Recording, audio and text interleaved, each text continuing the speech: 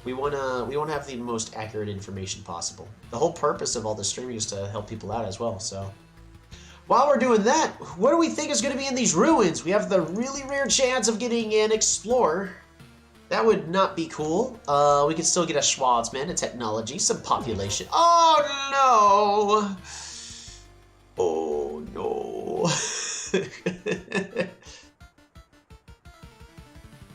Oh, I meant to joke about that where when I started the stream I was going to say, welcome to the Ancients Beta! Oh wait, wrong stream. But Gal thinks it's going to go ahead and be tech.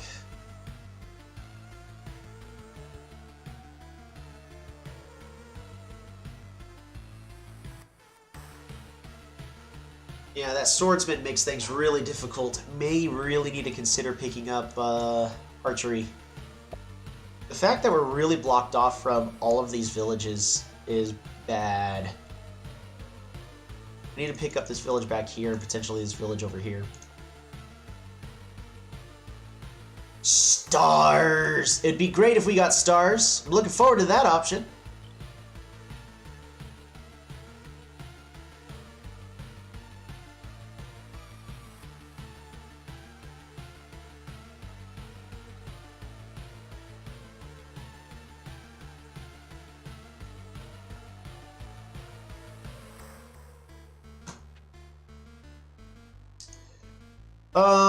I really don't want that Explorer. The only way I can get that Explorer is if I move this Rider over to uncover that fog tile. The only way that's happening is if I'm hitting this Warrior right over here. Ugh, not cool. Explorers don't appear. There's no fog 2 tiles from the ruins, I think. Right over here.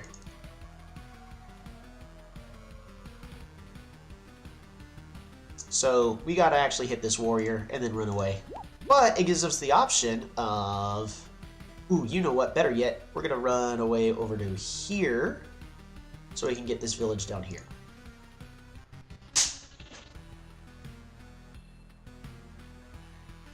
All right, Schwarzman.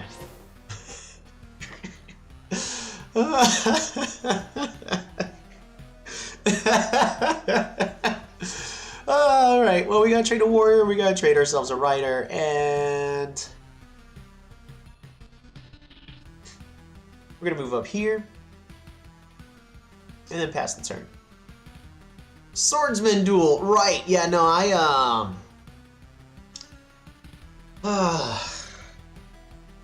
that was pretty lousy of me. But because of that swordsman, I am actually gonna be getting this village now, and that is a huge deal.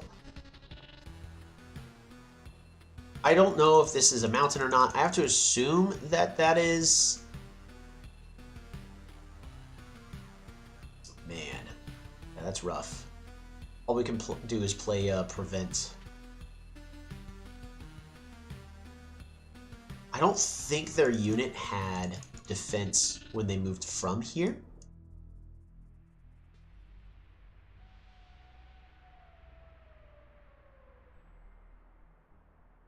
Okay, I don't see it, but one of the screenshots contains it. It's one of the first ones. I mean, I can pull up the patch notes again.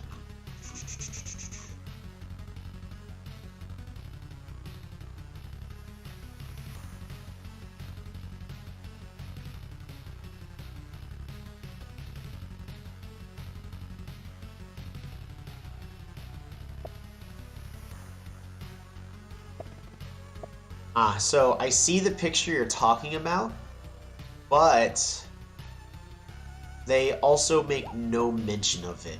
In other words, I'm pretty certain it's not intentional.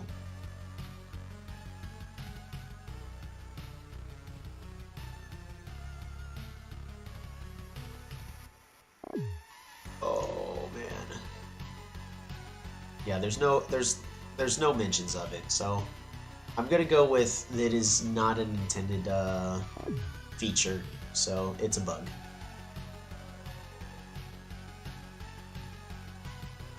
If you watched Goalie's video, he mentioned it.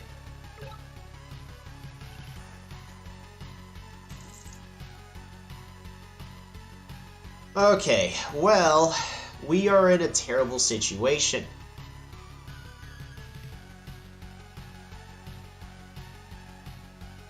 Really, the only way out of this terrible situation... Do we really just gotta let it happen?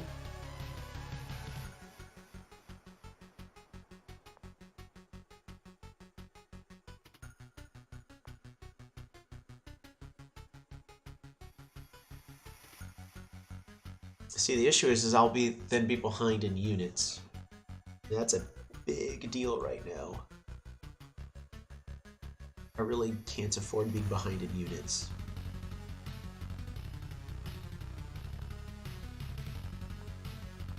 So, I could salvage this by picking up roads, but then I'm going to have to chop a tree in order to be able to road over to where I need a road in order to kill off this warrior. But then this warrior's going to die, he's going to siege next turn, and there's nothing I can do really to unsiege the following turn.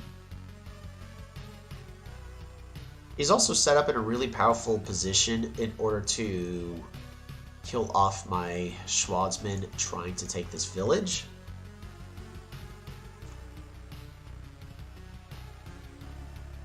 Yeah, I think we're just stuck in a terrible spot.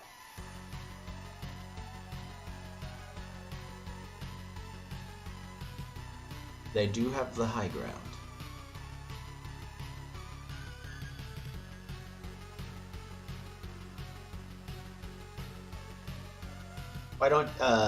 Why you don't play Unciv? I did long ago. It actually what got me into Civilization into games like this, but I don't think I could go back.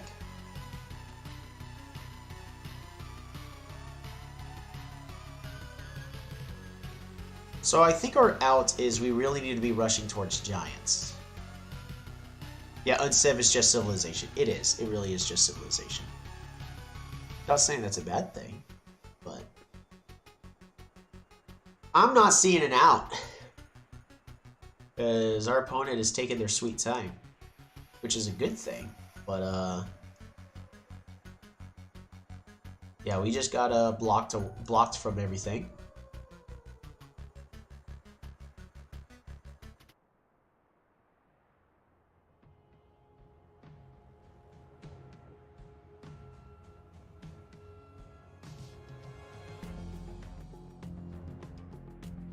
How badly do I prioritize? Yeah, Civ is a good game, I just prefer Polytopia. Yeah. What's the difference? That's a different topic.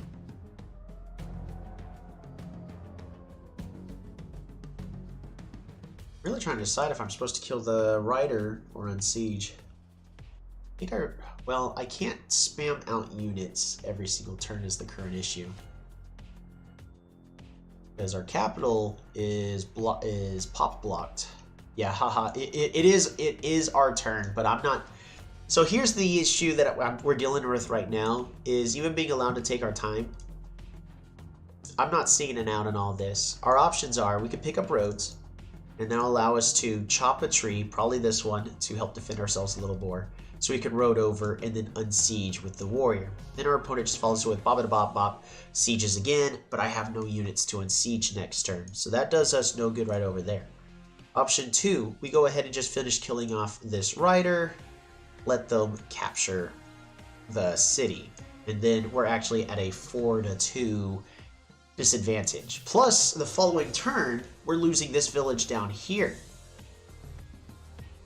Because I can't do anything about this swordsman.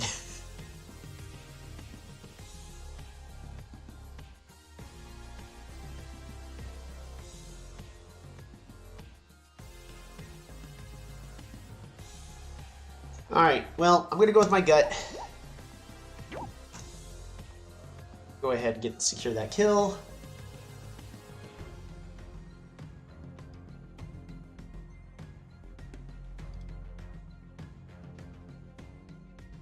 I have to move you back over here.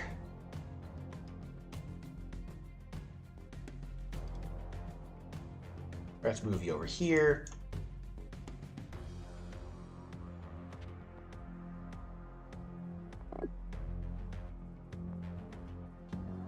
And my opponent does have enough to kill my swordsman, so I actually can't move my swordsman out just as of yet.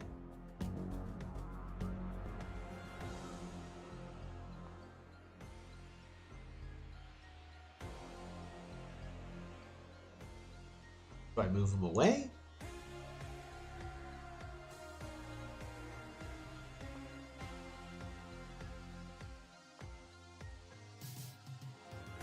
I'm not seeing it. They're going to siege that city. They are going to siege the city. Question is how do I deal with that? Right now the answer is I don't think I do.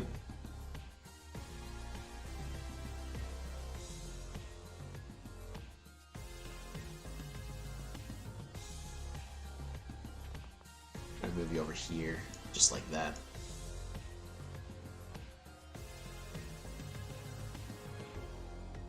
Doesn't help that we're pop blocked over here.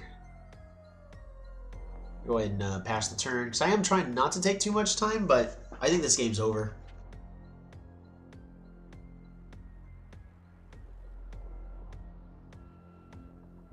Pretty certain this game's over.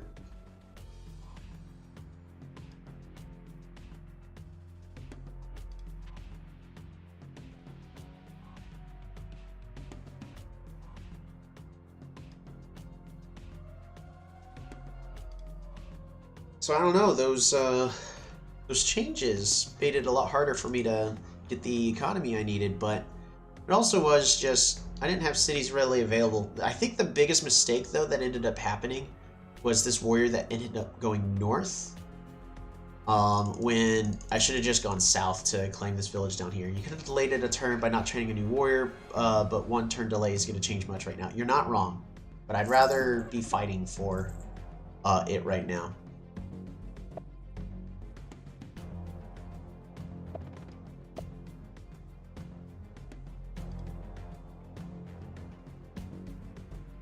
Because yeah, no, I see exactly how they're gonna how they can siege the city, but if they do siege the city, they lose their swordsmen, and then I get a tiny bit of tempo. But I'm completely behind when it comes to units, so it doesn't help much. Yeah, score-wise, they're just running ahead. There's really not much I can do. Mathematics will still help. Do I just pick up math? Are you winning then? No, I'm losing. I am definitely losing.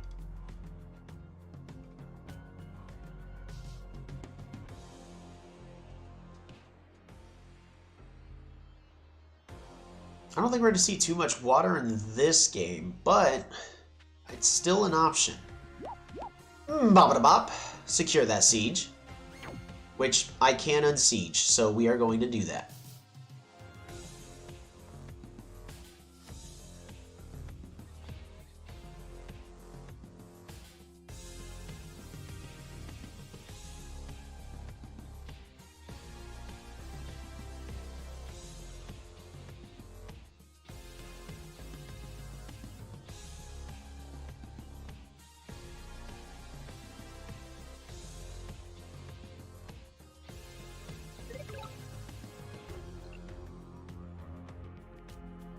Bop-a-da-bop. 5. Bop-a-da-bop. 6.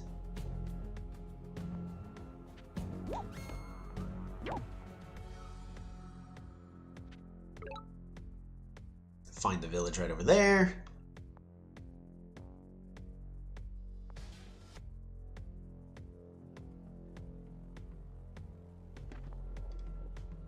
We gotta move there. This rider's gonna die. You know what? Let's just kill it off anyways. I'd rather train a new rider.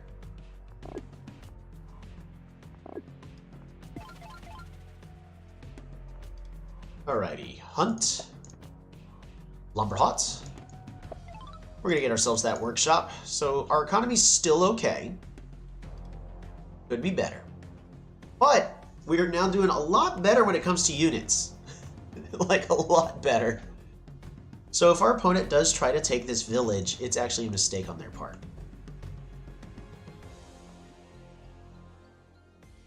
And that is why we're okay with them sieging our city.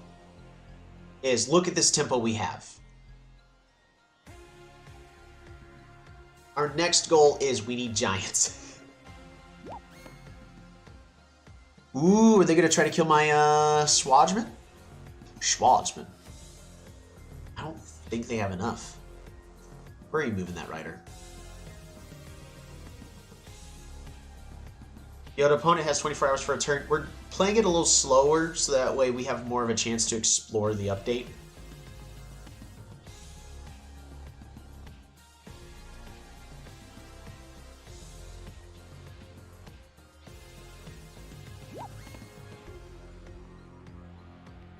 Oh, Swadsman's dead.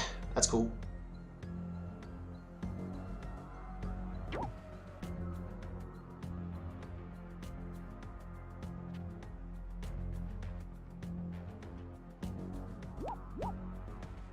Really?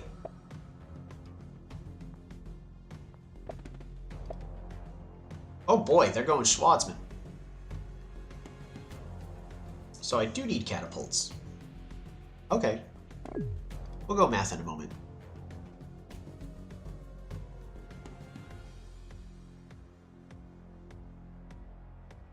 It'd actually be great if they did try to go ahead and siege this village, because it'll allow me to not only counter siege the village, but allow me to capture this village back here safely.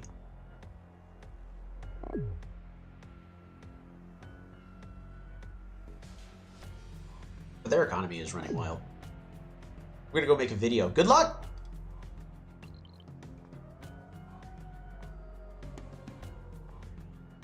Do you have any kills? Do you have any kills? No, no.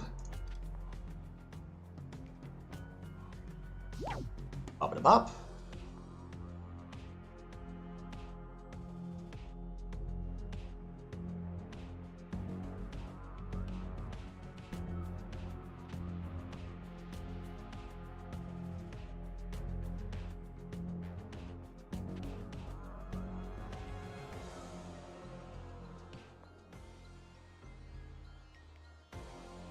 We're gonna kill with the lower HP warrior.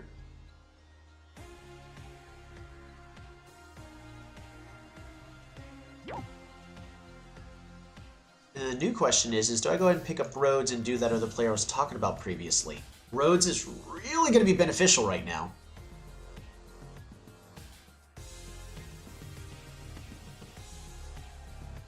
Or we chop one tree, and then we go ahead and make that connection. I think we do. So we're doing fine on units, right? Ooh, but if we do, our city's gonna get sieged. Am I okay with that happening? Not really. But we can easily unsiege.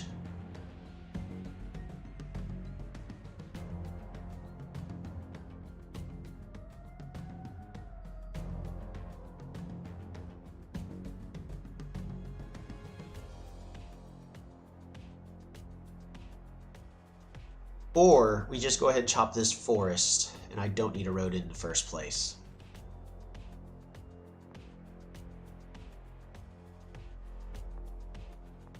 Yeah, let's go ahead and do that. I'm going to go ahead and chop this forest, so we're going to clear that.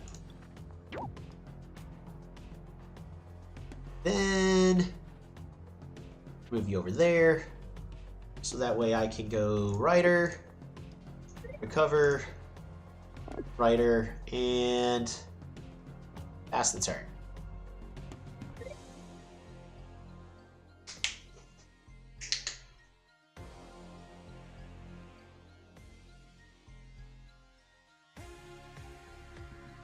So it'd be better to connect all these cities. 1, 2. 1, 1, 2, 3. Man, that's so far away. We've got such a huge disadvantage.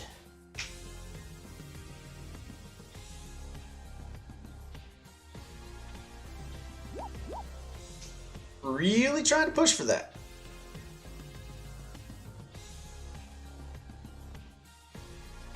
At this moment, at this rate, they're actually going to give me a free siege.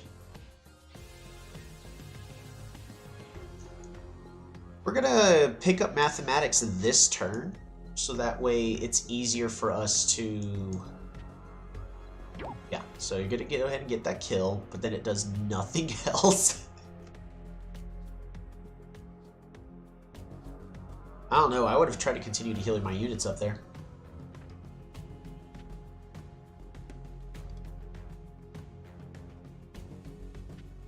And that gives me a free capture. Sort of free. Ooh.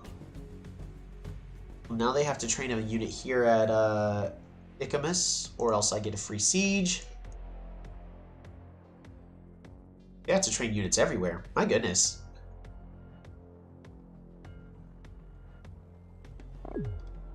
Which they can do, and they're doing it.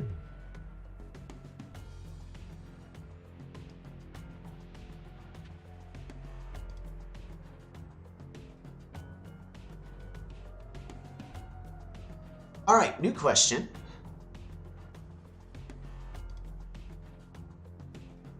As much as I would love mathematics,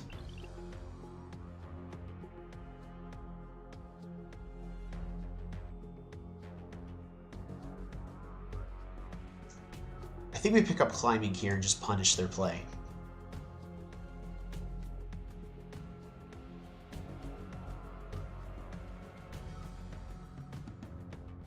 Oh, barely.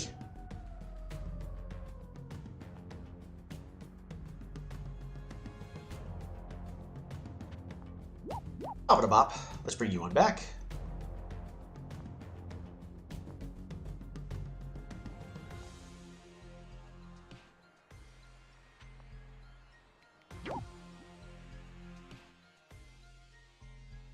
Now, yeah, so I would love to try to siege Ikamus, but I don't think we're doing that.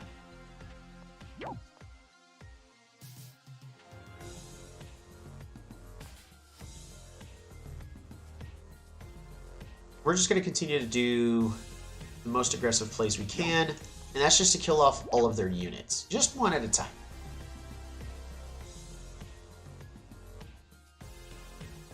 Next! Well, you're just going to go ahead and heal. There's no reason for you not to.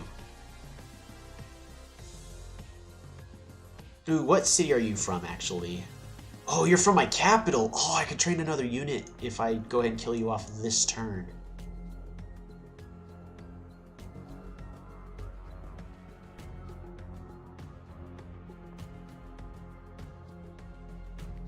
I think that's better. Oh, what city are you from?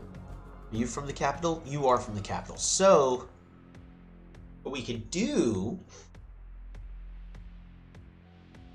is we can go ahead and recover, so that way it protects the rider, because the rider's about to level up. But when we capture this city, we're going to be just fine. Now, do I need units? Or can I go ahead and pick up...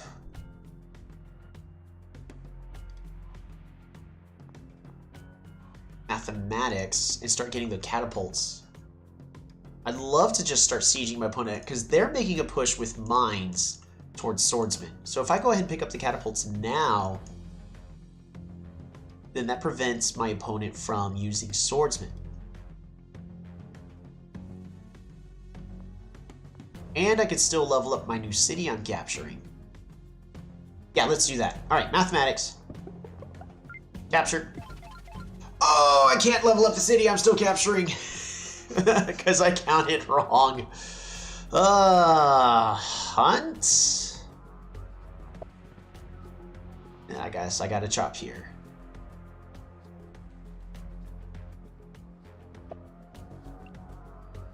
Lumberhut. Workshop. I'll bring you over here. And let's end the turn. Because again, we're not trying to eat up too much time. Oh man, that nerf to roads actually hurts a lot, and the nerf to lumberhuts hurts a lot. But we now have catapults, so we'll be able to start sieging Muskiakia. Muskiaka? Mausoleum, Mussolini. I don't know. I don't know how to pronunciate that.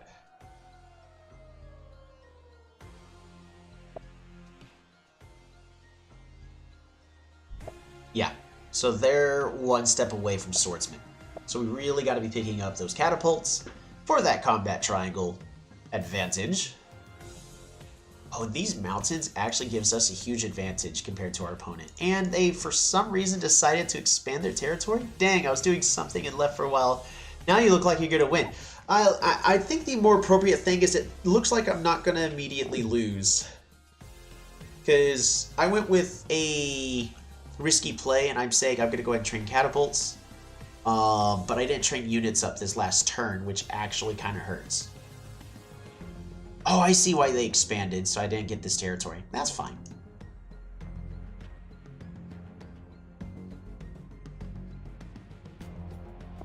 I had roads. Dang, never mind. They trained a unit.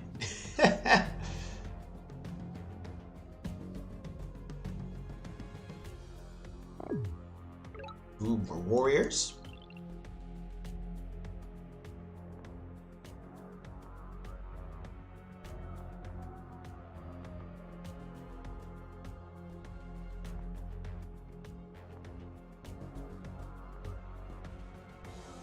Move you over here.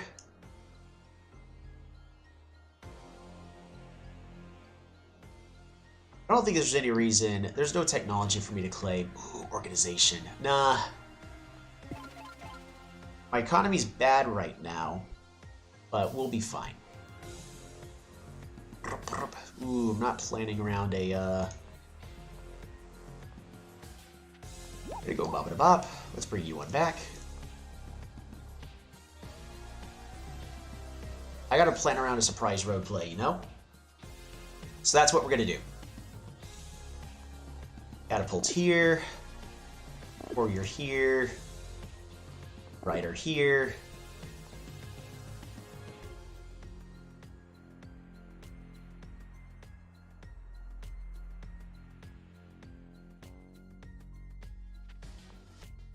Remove there, and pass the turn. Again, I could still get a surprise roaded play. But right now, roads still aren't a thing. This is a Pangea map for those who are just joining. Ended up being an Imperius versus Barter game. And we've been on the back end this entire time as Barter. We lost a race all the way up to here, which really, really hurt. But we won a few races. Ooh, not good for me. But we won a few important races as well. Now, we're actually making the push towards catapults, and because of the lack of roads, these catapults are going to be quite effective, despite our opponent making a push towards swordsmen. But the Lumberhot and road nerf that ended up happening is actually making a big deal. Sawmills in both level 2 cities would have been a good move before there were catapults, probably, but I feel like I really need the catapults now. Oh boy. Sawmill in both level 2 cities, yeah.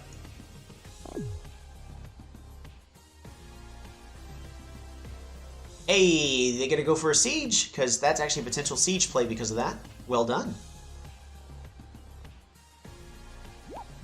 Nope, never mind. They're just gonna hit a rider. Securing the kill. I don't know if that was the right play, but that's what they went with.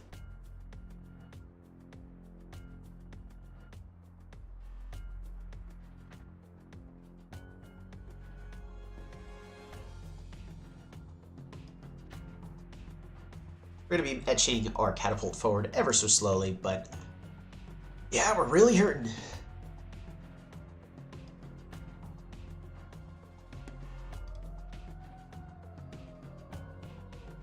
The issue is they keep letting us get a lot of free kills. Well, the issue for them is they keep letting us get a lot of free kills.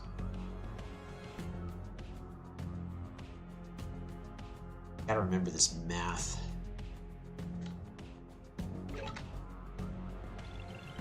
Calculate. Rider 8. Warrior versus a warrior. That should secure the kill, right? Just really hurts my... It does. Fancy that. Bop-a-da-bop, let's bring you on back, and then we'll secure this kill. That's the killer monument. Ooh.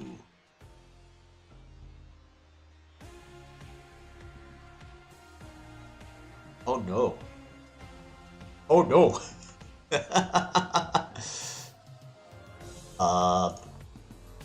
Yes.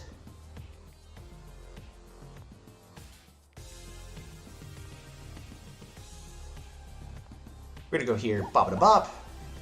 Bring you on back.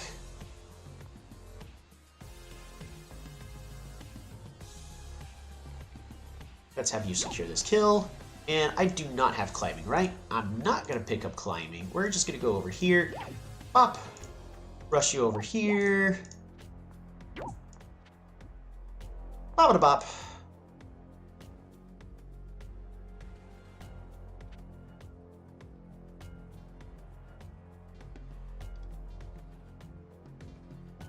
And at this moment, it looks like we can actually get a catapult train here now.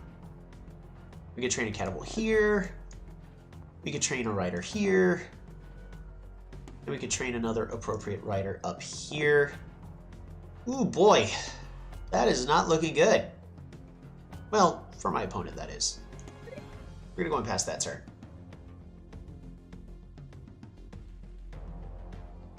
This has been a pretty exciting game. And no roads! What level is this city? Oh, I also completely overlooked the idea of building that monument somewhere. Was there a good spot for me to build it? Because I really do need that giant.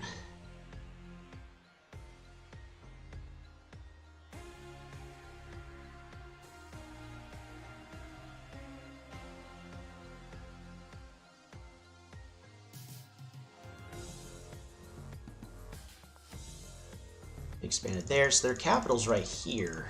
So theirs is also on the edge of the map. So that was their rider from this city over here. The level city is this level 3. Can I do a giant push at Tema? I think I can. If I can do a giant push at Tema, that probably secures the game.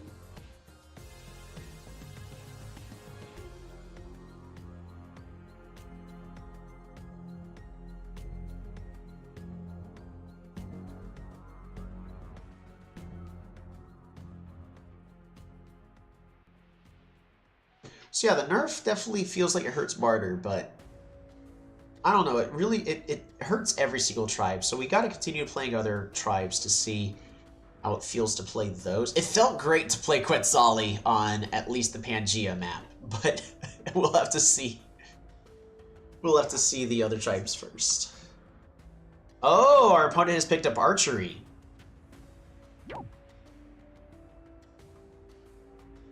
Impressive.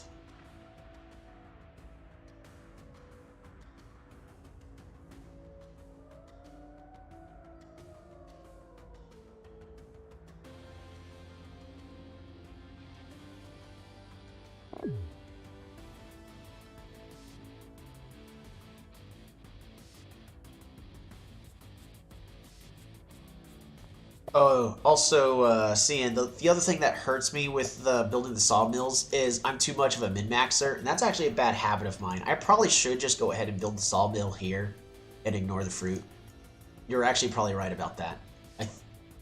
In fact, I'm like 95% right sure that you're right about that, that I should just build the sawmill and improve my economy. So that's what we're going to go ahead and do next turn.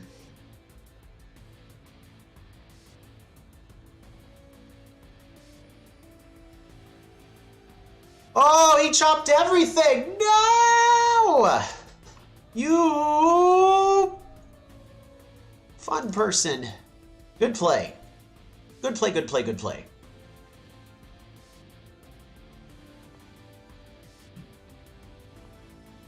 But it's still a level 3 city, so... honestly, it's not that bad.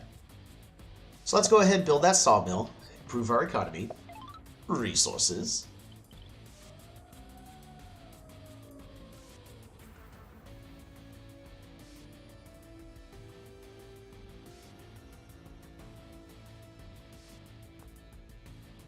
Now, before I capture, do I want to pick up any technology?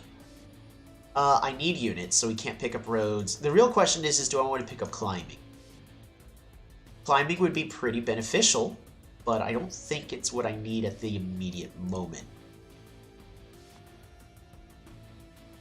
So I think for now, I'm not going to go ahead and pick up climbing. So let's go ahead and capture the city. Woohoo! If I could get one more...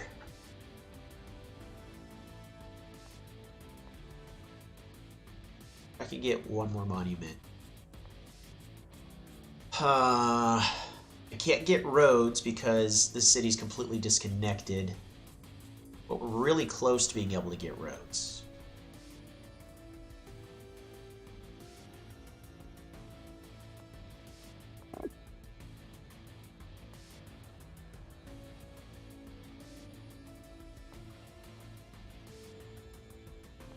So, even though I think it's a little too soon to go ahead and upgrade, I want to go ahead and upgrade here. Or do I? Oh, maybe I did need climbing. Climbing would have been really good here.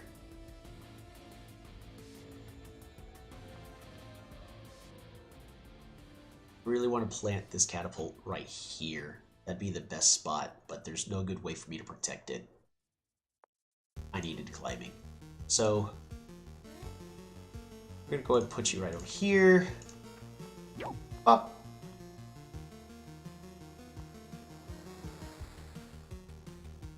And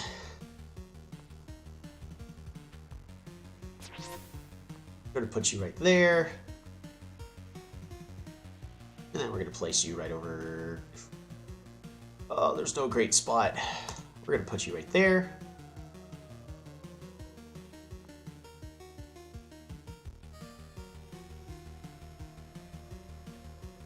We're actually going to go ahead and throw our units in.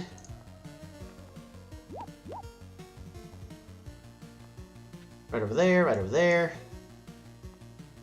I agree. Let's go ahead and build the sawmill here as well with a lumber hot. Get those resources, continue to improve our economy, and now we just need units. In this case, we're just going to be rider, rider, rider, past the turn.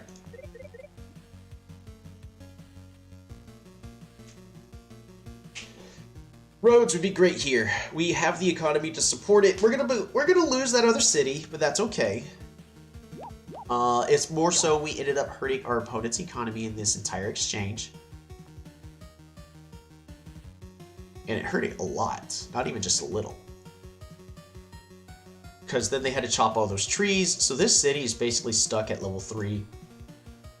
Unless they build a whole bunch of monuments, which can be done.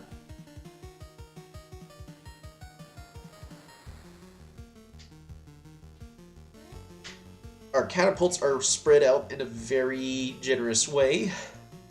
They can move forward with this warrior, which is probably their move to do, is especially if they haven't explored yet. They're going to move here. They're probably going to go ahead and hit one of these riders and then sacrifice their warrior in.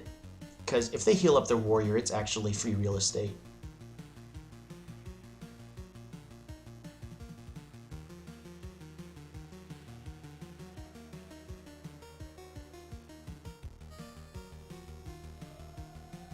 Once we get our roads built up, I think the game is over. Because our opponent is... Yeah. You don't have to... This is a friendly reminder to those that are still learning the game. You don't have to attack at every possible moment. There are a lot of instances where it's better off not to attack. So that way... you set yourself up for a better turn in the future. Man, I'm short on stars. So they're going to go ahead and start trading those archers, which is, it's a pretty decent move.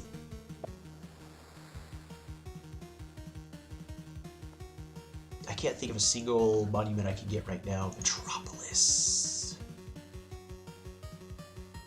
Because I need 2 monuments in order to do a giant push here. I don't think that's happening.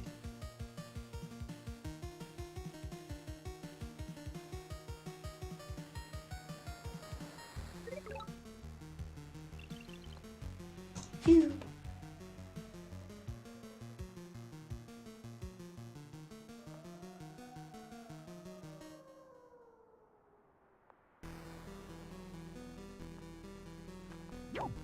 We're gonna go ahead and secure that kill.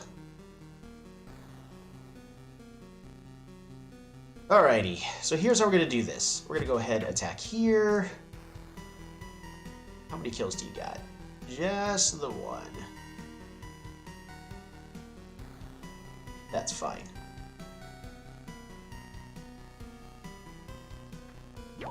Go ahead and get that siege going. Dang! Math didn't work out in my head.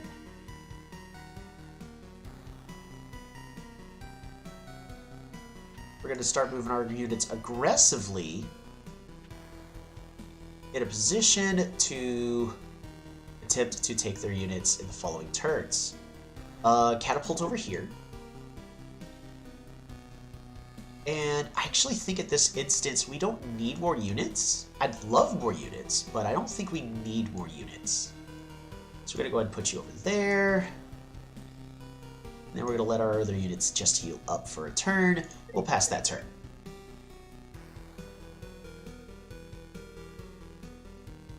Well, there's no Rider Roads going on, but at least their Riders just spamming out everywhere. They're still doing what they're supposed to be doing, which is hitting and retreating on back. But they're unable to unsiege. And this is a siege we definitely can hold compared to the last time. Unless they have multiple monuments, which is a possibility. The other option we do have is we could potentially start building up a navy to circle around, especially in the back, to... Dang.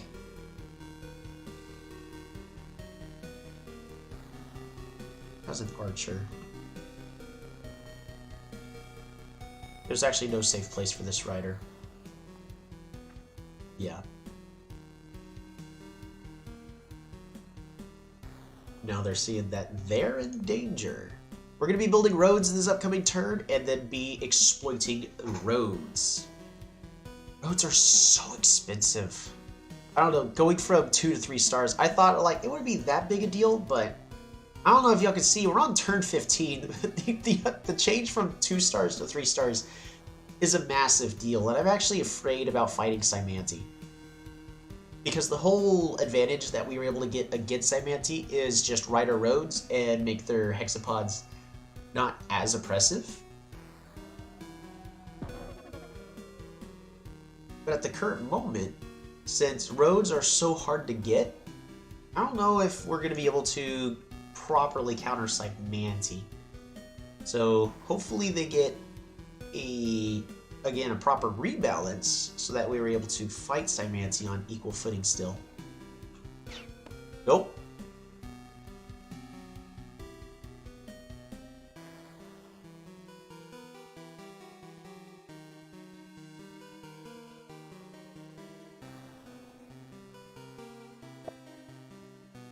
Ooh, are they going for the giant push?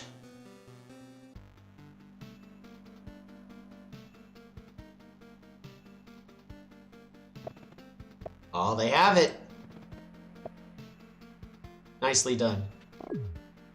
My days of slaughtering Cymanti as Shadak are over. Possibly.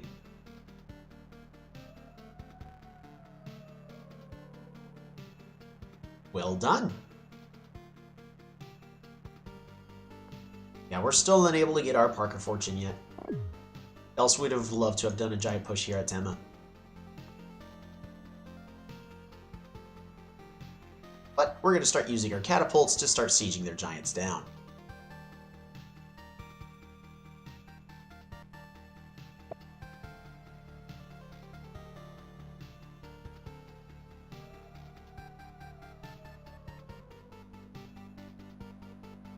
I know I was saying I was going to pick up roads, but I think...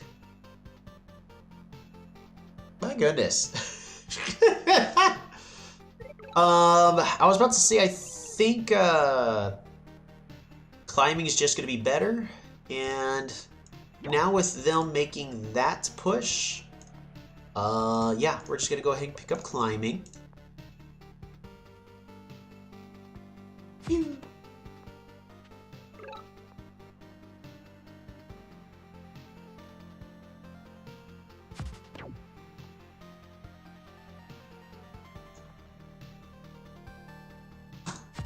Get that attack in right over here.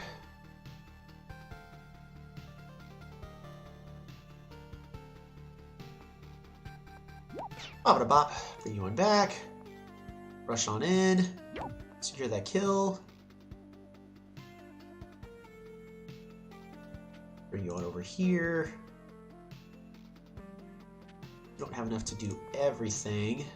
So we're just gonna move you over here, move you over here.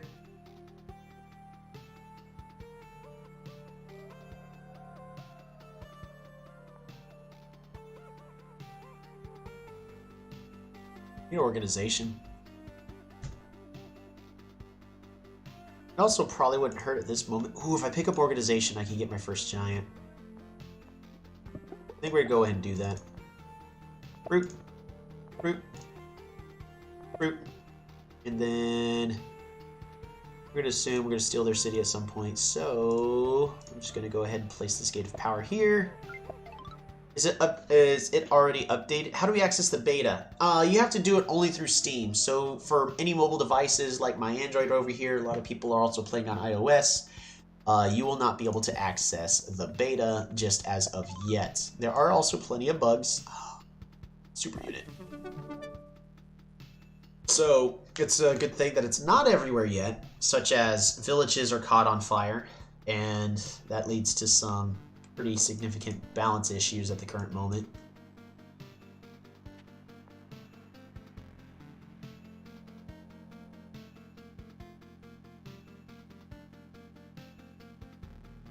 Move you there.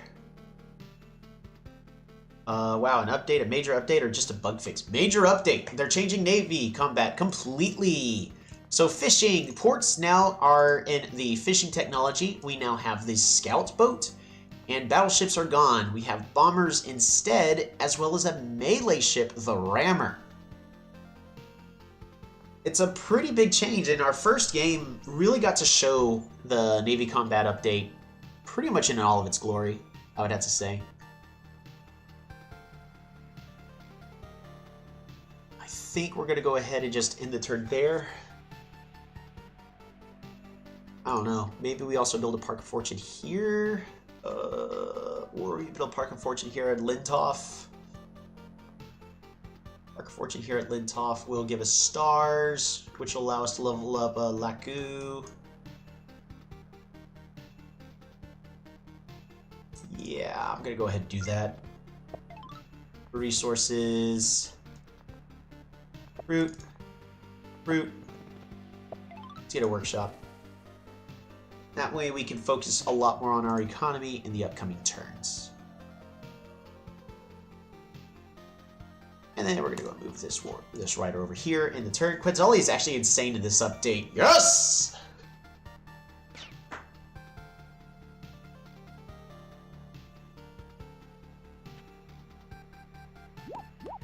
Bop-a-da-bop.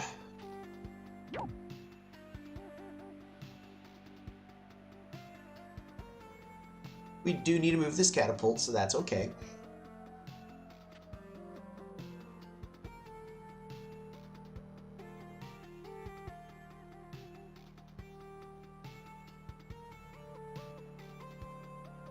The more important thing is, as long as our catapults are not too closely spaced together, we should be just fine.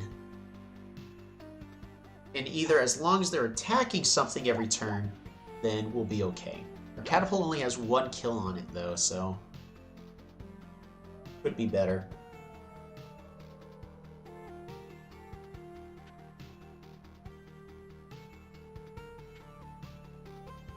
Oh boy! Opponent's letting us encroach forward.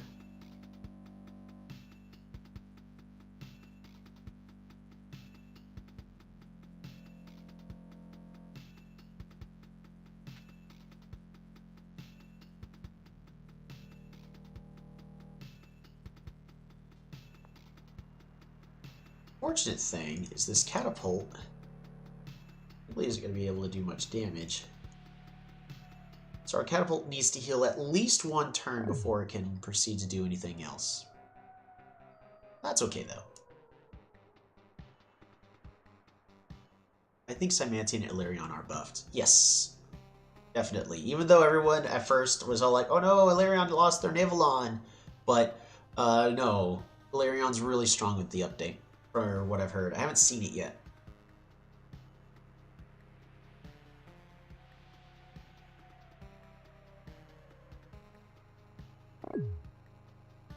I think at this time, it is probably time for us to start going onto the water, so we're gonna try to set up a nice line of units, and then get onto the water, and start attacking from the coast, and secure our victory that way.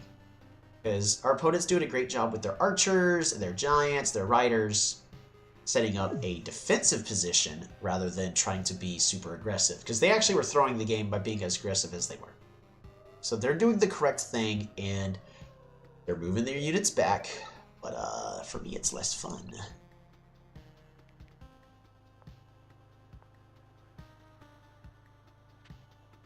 Usually an economic-based Cymantia player. Well, see, those are two completely contradicting words. How can you be economic-based and also be a Cymantia player?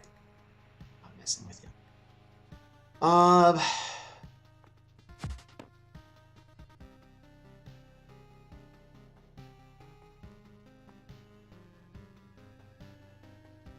Do I get roads? Do I go for fishing?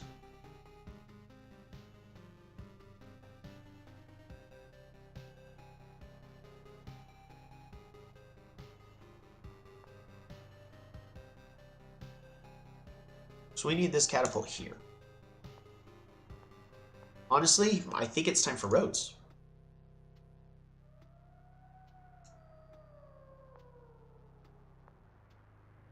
You have any kills? You do have a kill, so I don't want to put you in a bad position.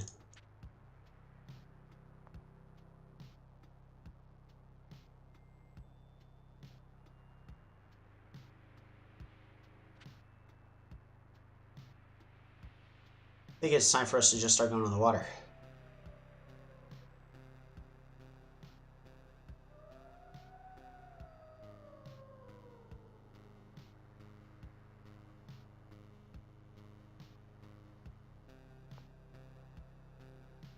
What if we just pick up strategy? Strategy first be better? It also gives us the option of cloaks. Get cloaks? Possibly. The issue is they have a lot of riders, so it's not going to be as good as I would like in my head for it to work. I also want to move this giant backwards, but I don't know if that's the right idea. I feel like it's the wrong thing. I think at least getting strategy here is the important play to be making. We all love to see your cloak play. Oh, no, yeah, I mean, I can.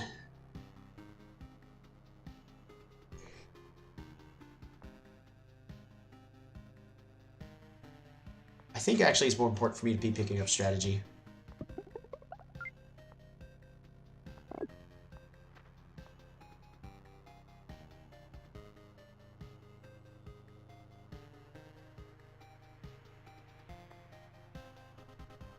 Build a warrior here.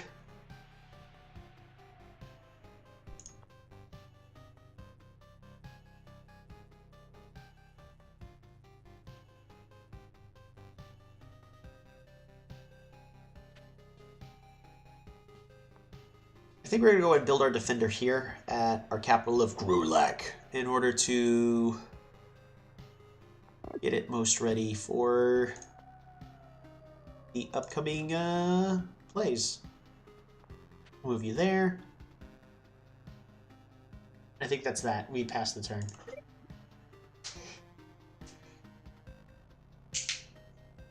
Well, I think I could definitely make cloaks work here.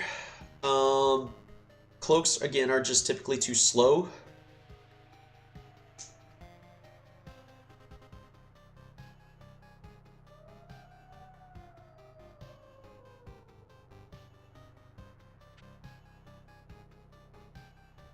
So we're going to be moving our catapult to this tile right here onto the field.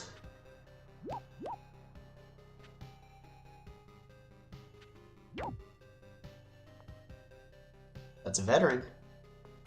Yep.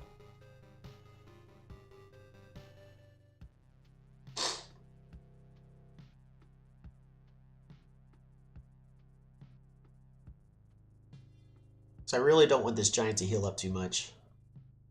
But if we can get onto the water, I think we'll be just fine.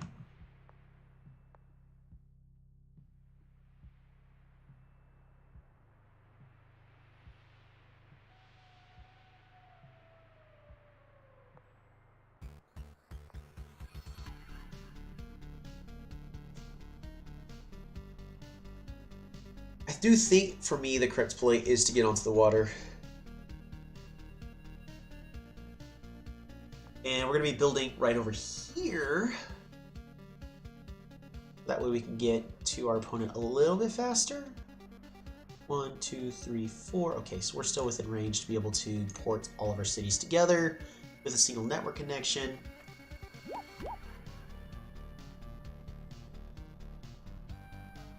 But if we get onto the water via Grulak, it's not as threatening. I mean, it's as threatening as it can be, because the main thing is our opponent won't be able to counterattack our navy. And if we have bombard cannons, there's not much our opponent's going to be able to do. Sure, they'll have archers, but if we keep our units properly out of range, there's nothing they can do. It's really just all of this land play that's going on right now, where they've got a whole bunch of riders and archers.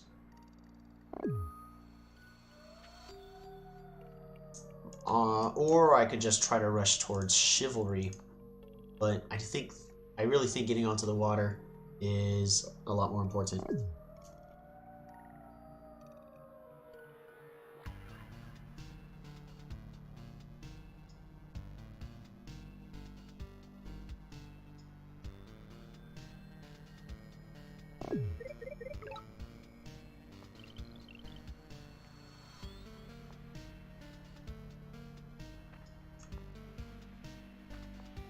Bop-a-da-bop, bring you on back. Bop.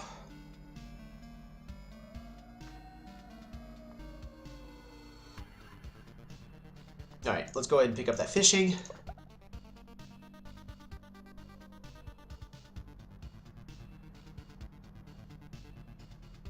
How important is that aqua farm to me? Kinda is.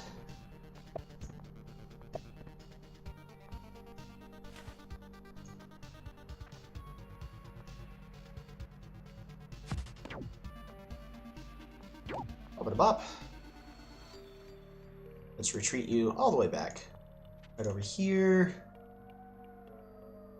Another defender. It's a free kill. It's free real estate. You know what? Let's hurt our opponent's economy. I think this is worth it.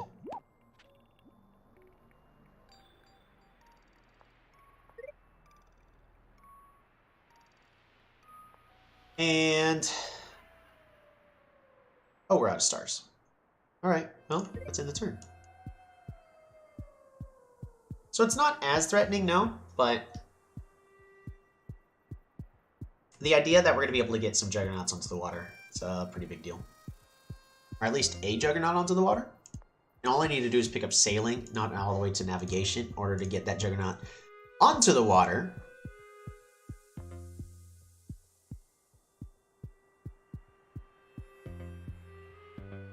The downside of the Juggernaut is it can't counterattack.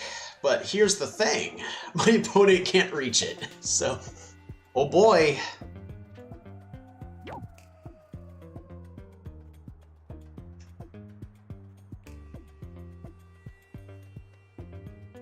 Our opponent's actually been sitting back safely, so they're picking up roads, and they're going to get all these riders forward.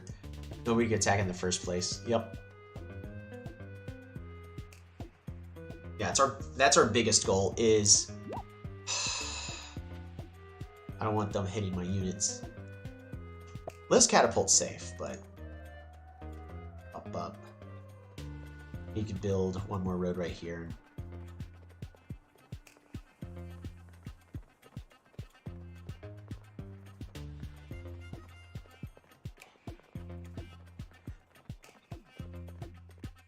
Well, if I can get this line of defenders set up, they won't be able to hit my units anymore like that.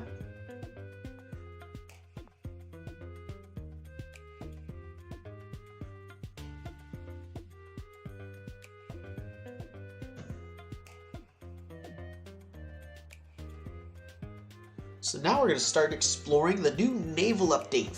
Finally, after 18 turns, I've gathered them all.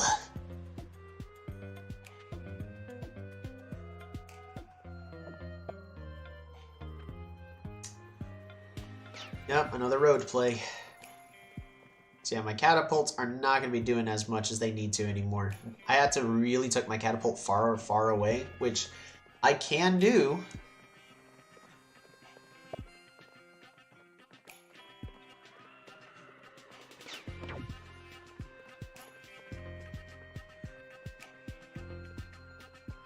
Need a lot more riders. And honestly, I just need these naval units.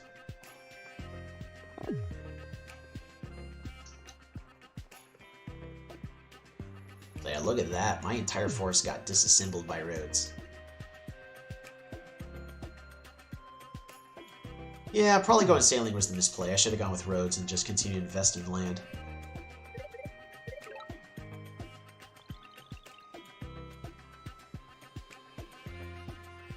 Our forces are under attack. Nope.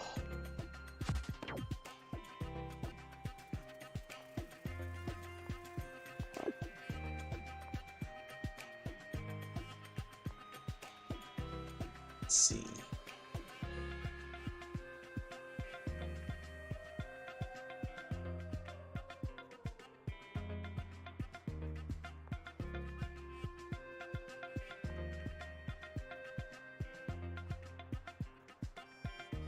We're going to put you right there.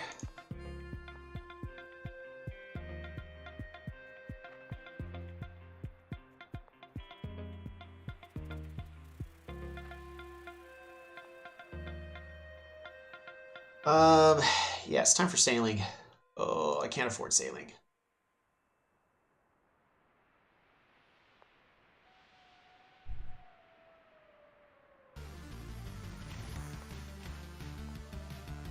All right, defender.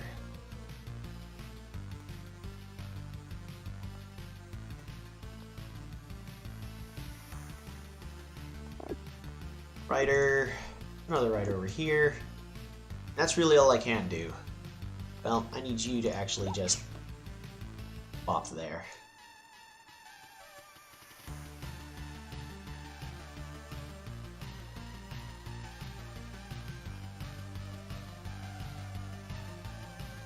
Clear this forest.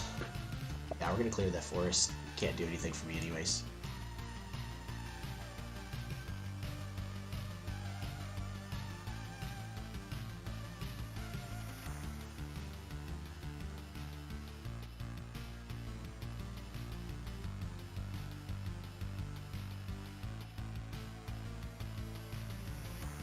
Yeah, there's nothing else I can do. So we're just gonna pass. Try to keep moving this game forward.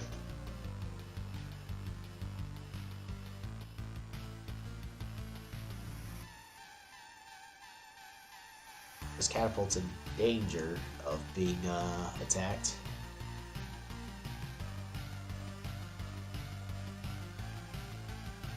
Also gotta remember, I currently have a production disadvantage.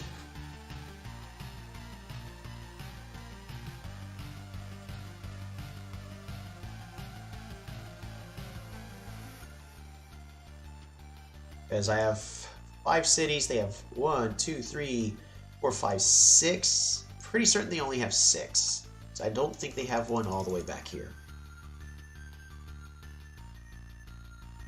So we need to be very wise and try to get as many free trades as possible, because they just got a whole bunch of free trades on us in the past few turns.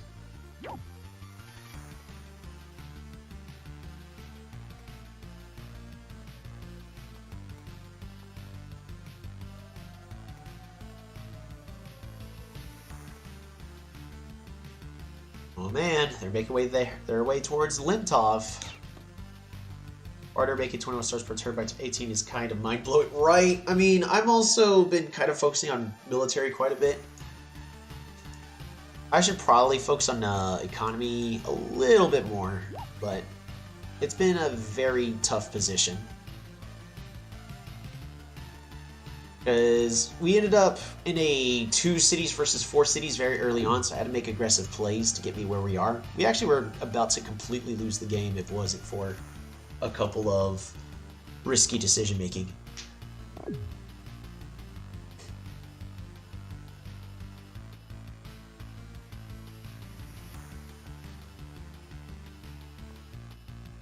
Alright, well, they're making aggressive plays.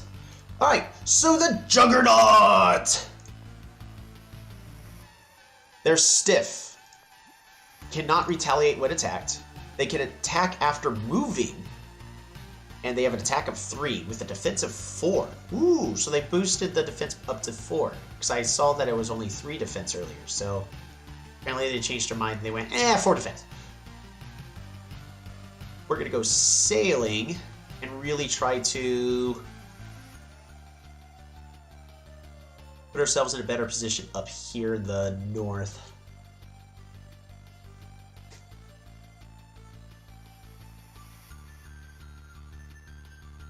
Because the city of Lintov, it's not looking good. There's not much I could do there, but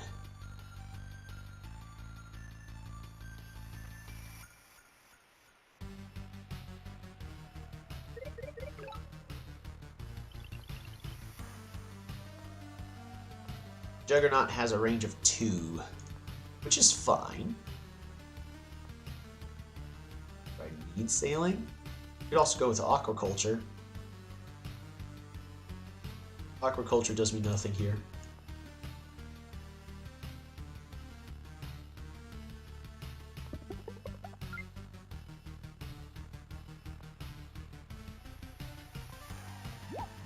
Bop-a-da-bop.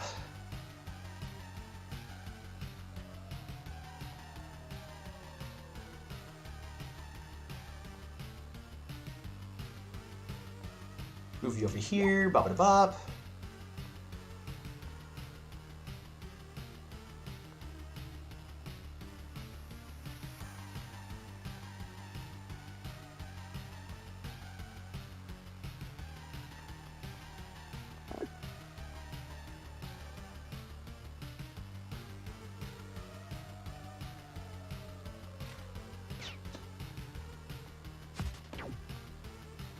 Heal you up. Probably just need to retreat this catapult is the issue.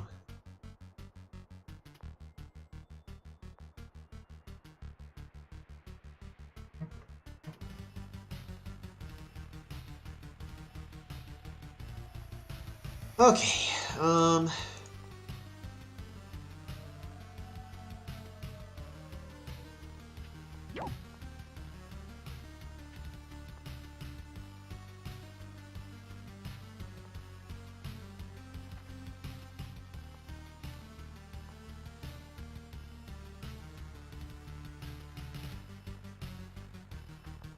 what am I doing with the Juggernaut?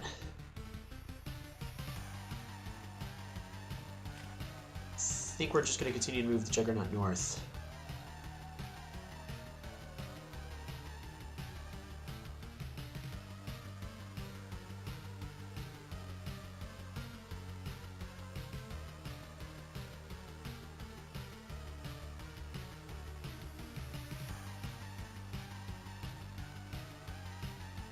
What other stuff can I get? Dang it, not a lot.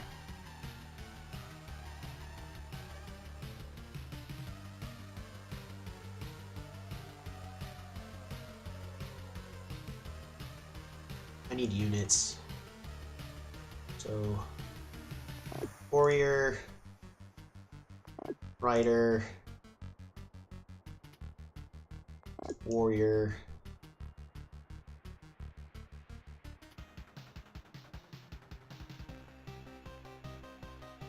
And we got to pass that turn.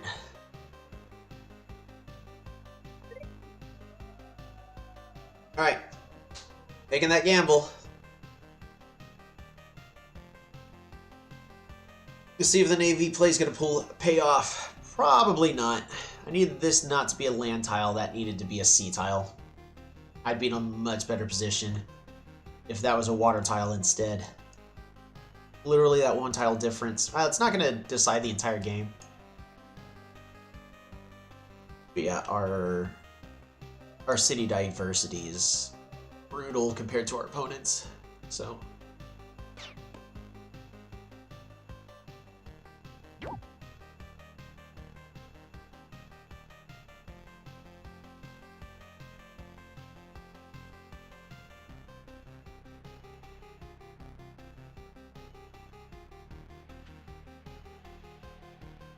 But we are on the water now, and as long as I can keep getting more and more units on the water, we should be okay. We'll see.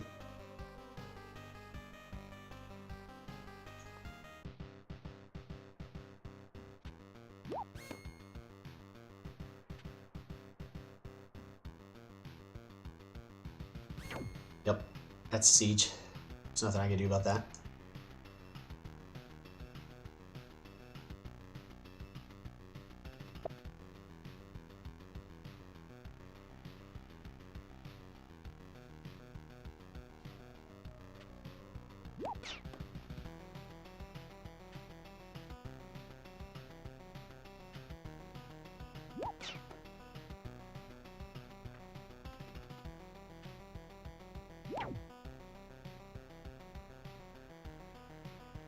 Wonder if I should have just gone with aquaculture instead. Nah, because then my Juggernaut can't be safely on in the ocean, which is the main goal we're trying to achieve, is allow my Juggernaut to just get a whole bunch of free kills out here in the ocean.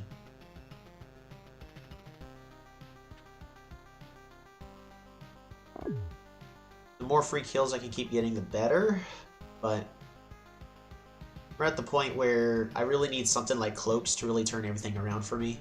I don't know if I can get that.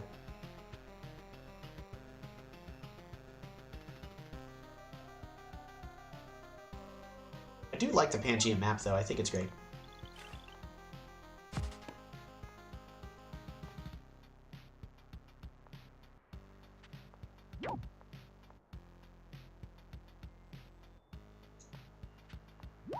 Bop.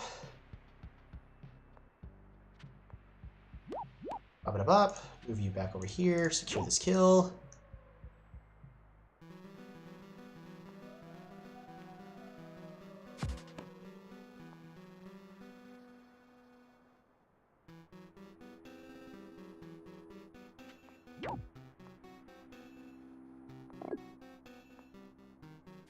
Move you right over here.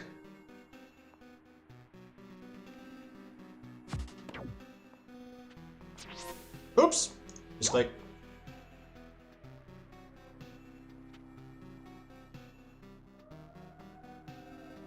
you don't have the circle, so you've already moved.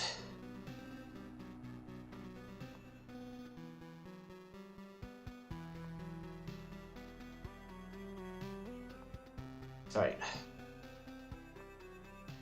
Fish. Port. Population growth.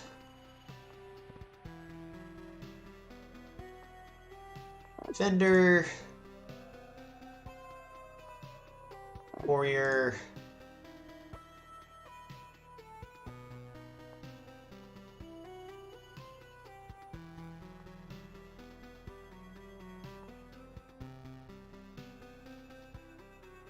Warrior. And we're just going to pass the turn. We're just going to keep making things difficult for our opponent. We're going to lose that city. But we're slowly gaining a minor advantage in the north. And then we can turn that into capturing their city. Possibly. So there's not much they can do to unsiege that once we get that. That is our main goal.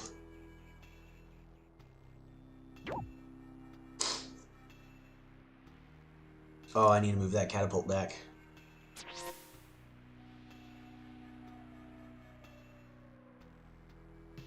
Yeah, it's very unfortunate on my part.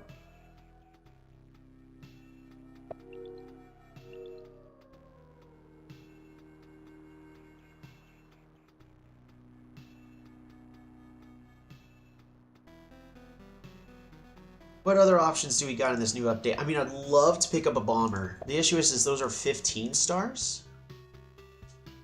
Would have a warrior in the center. Yeah. Yeah, I should have trained the warrior there instead of here in the back. I was thinking I could put him onto the water and be like, haha, I'm gonna get an advantage. Nah. That was a minor, that was a misplay.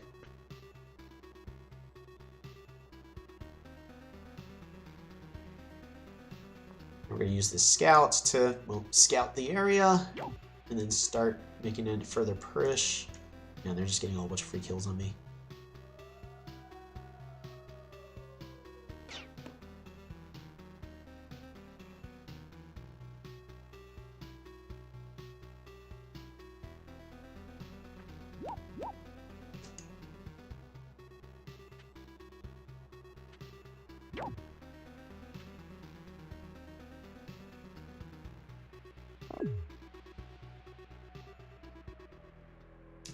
I think the Juggernaut gets a free kill on this unit, though, doesn't it? Won't be quite good enough.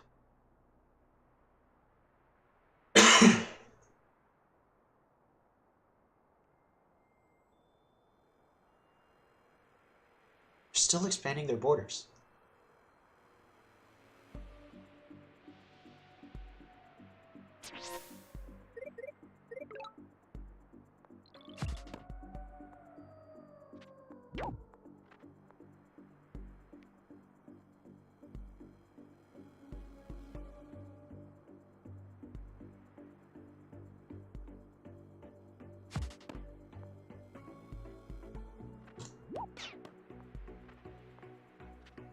Bop-a-da-bop. Let's bring you on back.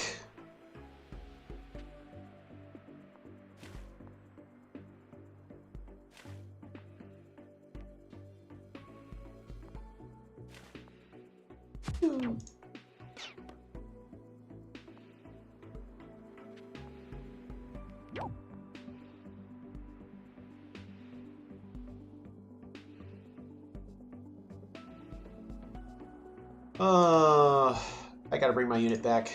I wish I could just hurt their economy, but I really can't.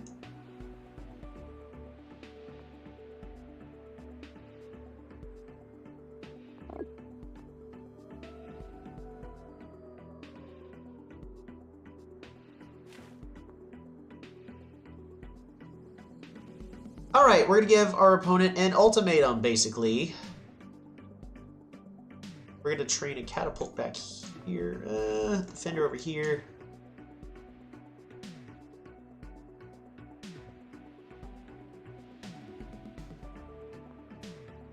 So if I train a catapult here, they have to attack with the archer. Worth. Then the archer dies. And it puts my unit right next to it.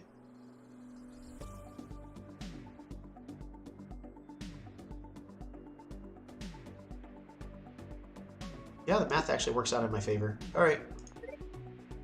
Don't do it! I did it.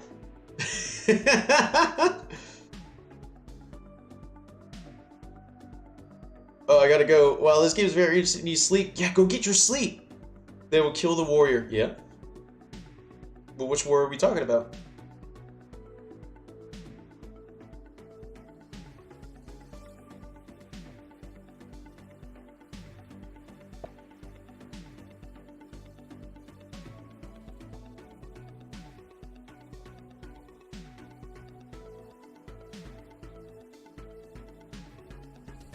And hit the catapult with archer. Yep. That's the plan. Don't forget, I got this our warrior right over here too.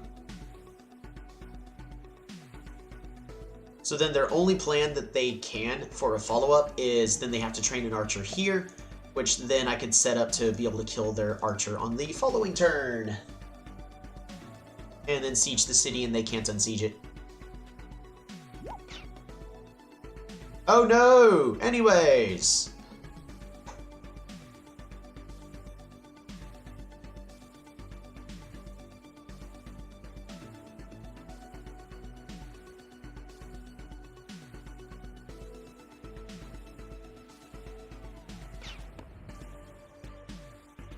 I don't know why my phone decided it had to show me. Yeah.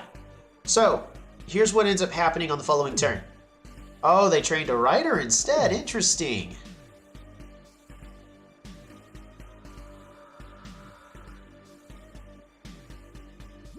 Yeah, I guess that works. That works a lot better. These defenders are definitely doing what they need to be doing.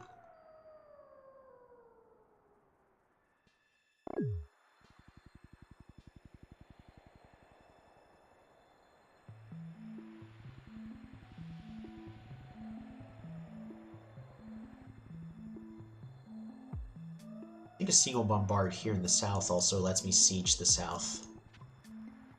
Oh, man. I am in danger. They invested into knights.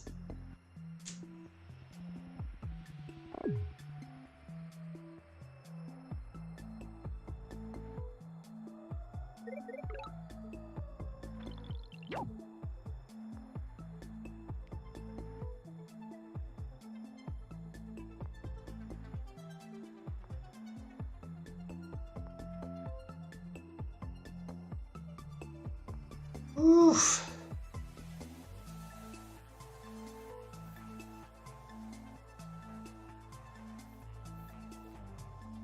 Man, if only I had my own knight to counter with this, you know?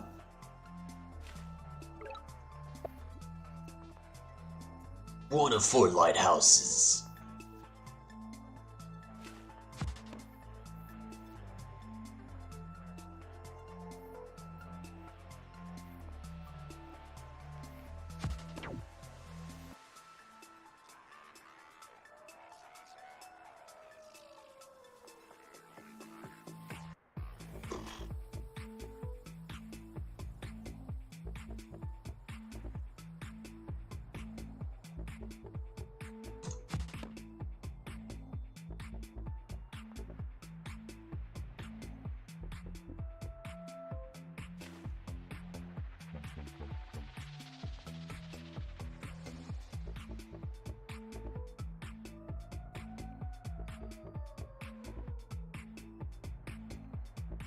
One, two, 1, 2.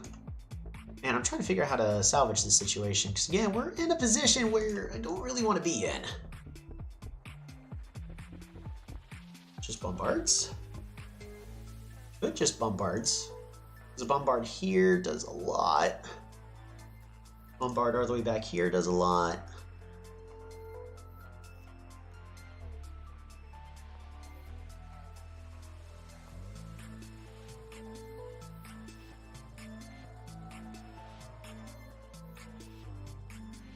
I think I need to move this catapult back. So I had plans, but they're just going to kill that warrior off. So, warrior. And we're going to keep the... No, we can't keep the rider right there. We got to move the rider back.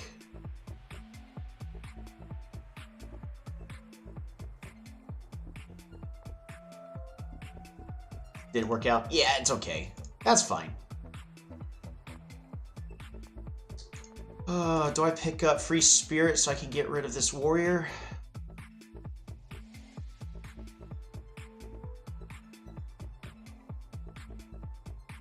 One, two, three. 1, 2, 3, 4, 5, 6. Yeah, I really can't move that warrior.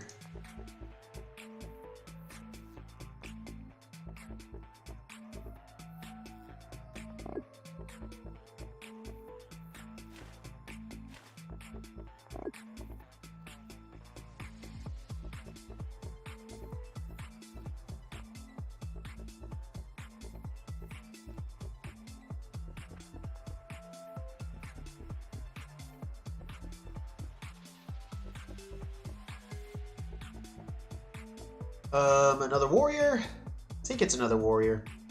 It's either that or a defender. I think a warrior does a little bit more because I can attack with those.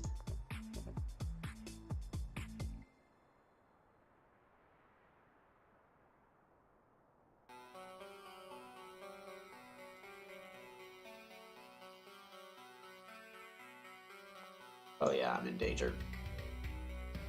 1, 2, 4.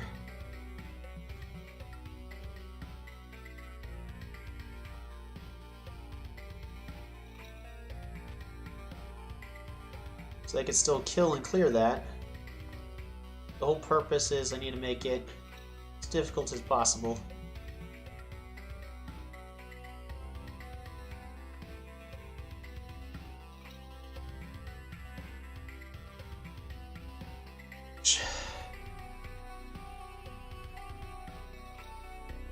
Might just die here. We'll find out.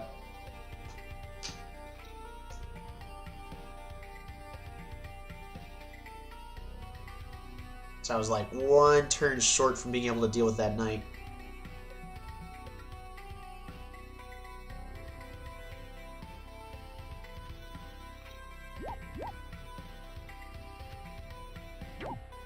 They're gonna kill my unit off there. Get a road forward and kill my catapult. That's okay. Because I've got this raft, which is going to upgrade to a scout, and then we're going to be able to start pinging them to death down here.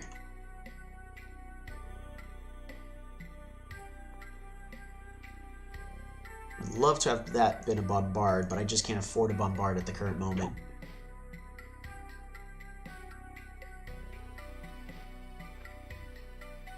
The thing is, though, is this rider can't go anywhere now.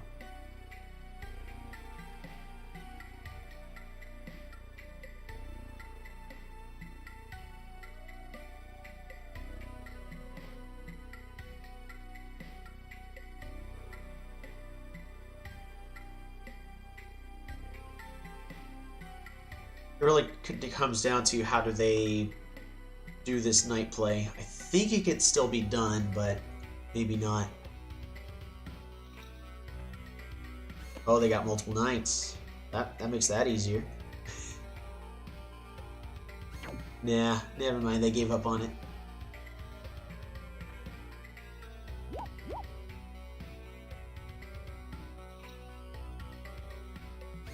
Two kills.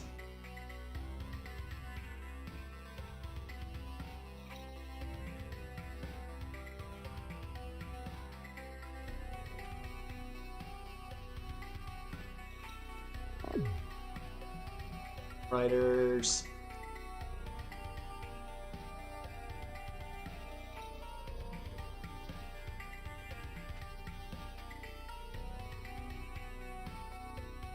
I was trying to get aggressive with that giant. It's not going to work.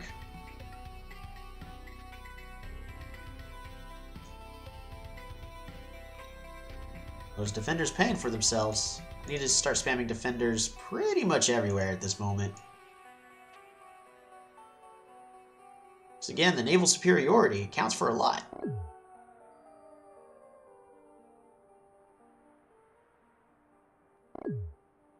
Oh boy, there's a knight.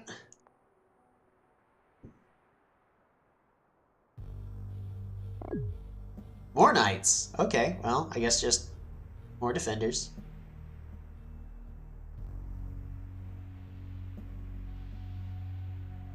Yeah, I think I just start spamming defenders everywhere, don't I?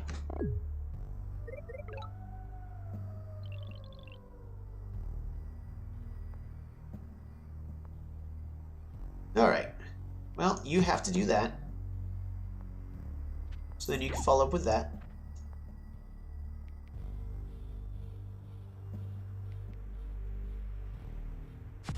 You got that there.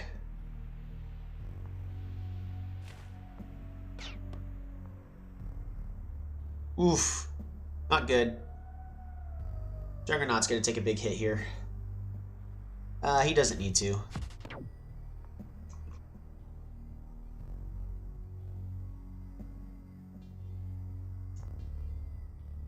Aquaculture, navigation.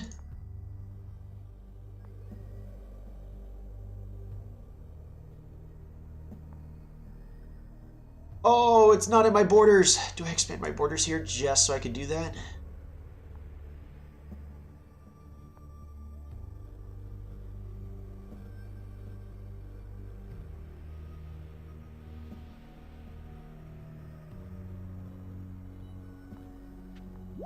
Not necessary.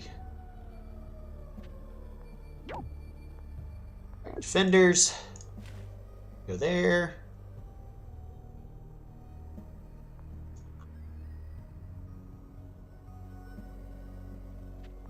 Bop-a-da-bop. Secure that kill.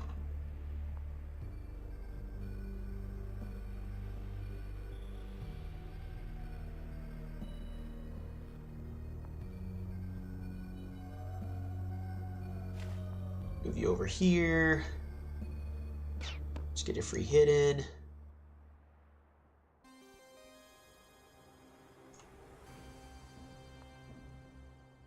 Defender. I think, yeah, we literally just spam defenders everywhere. I can get away with aquaculture. Yeah, I would have been fine.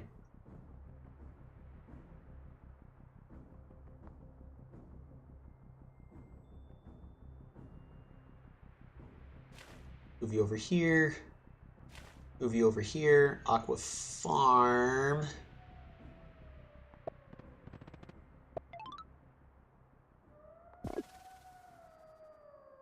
Are you gonna die?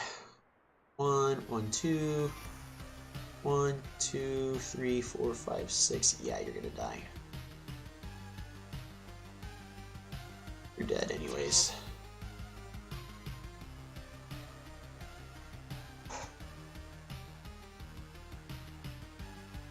I think that's basically all I can do there.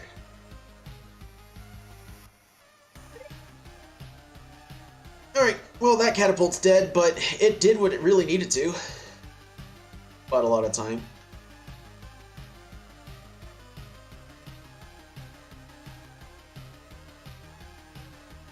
It's true, he can fully heal this knight. I didn't think of that. Oh well.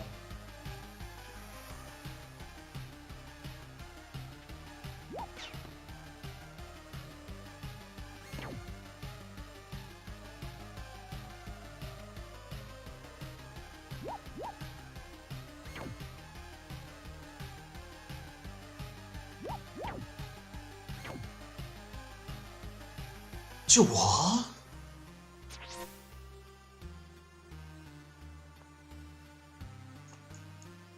Yeah, those knights are a bit of a pain to deal with.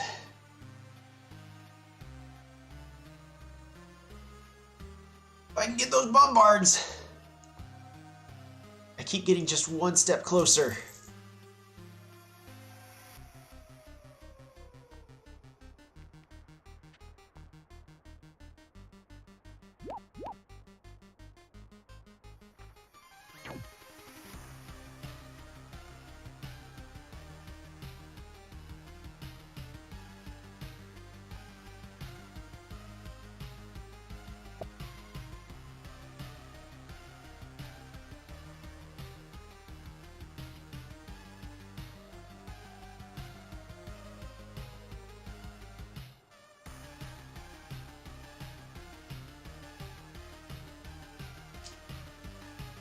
Get another Juggernaut on the water.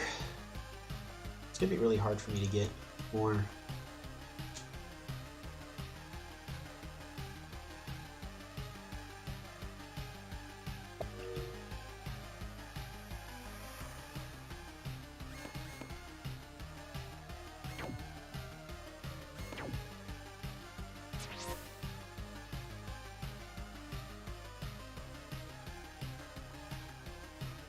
Yep, and I can't unsiege that.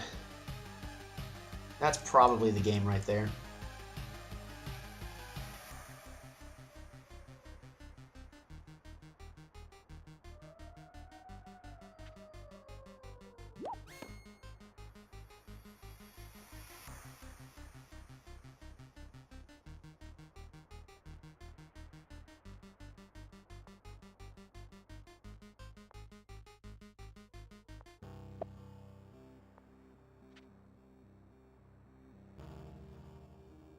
Oh, disgusting.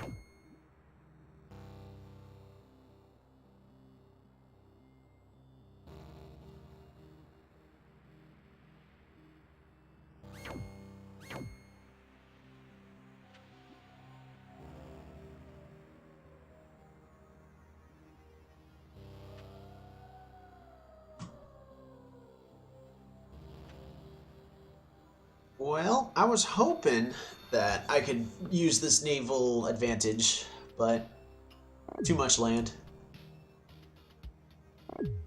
Can't do enough against these knights. If I had more stars, I could probably unsiege Lintoff, but I would need 27 stars. No. 20. That is not happening.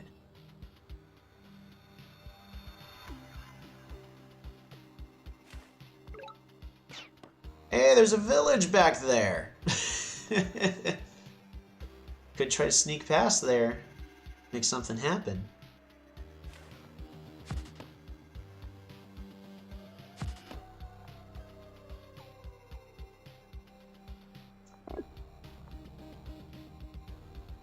Yeah, game's over.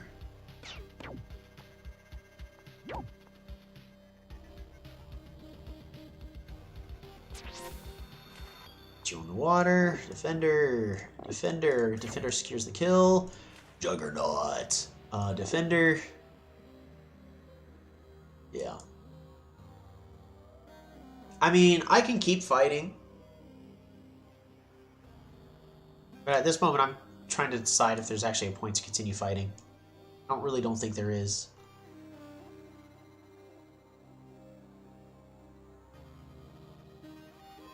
Because there's not enough space here in the south for me to get a naval advantage. It's going to be purely here in the north. And even then, I'm only working with Grulak. And this giant over here has been stuck at basically like 40-ish HP this entire time.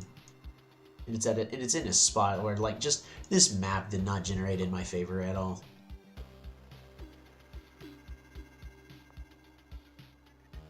Can't say we didn't try though. Ah, shoot. And of course I moved my unit out of the... I'm just going to go ahead and resign. I'd like to explore more of the naval update. Well played.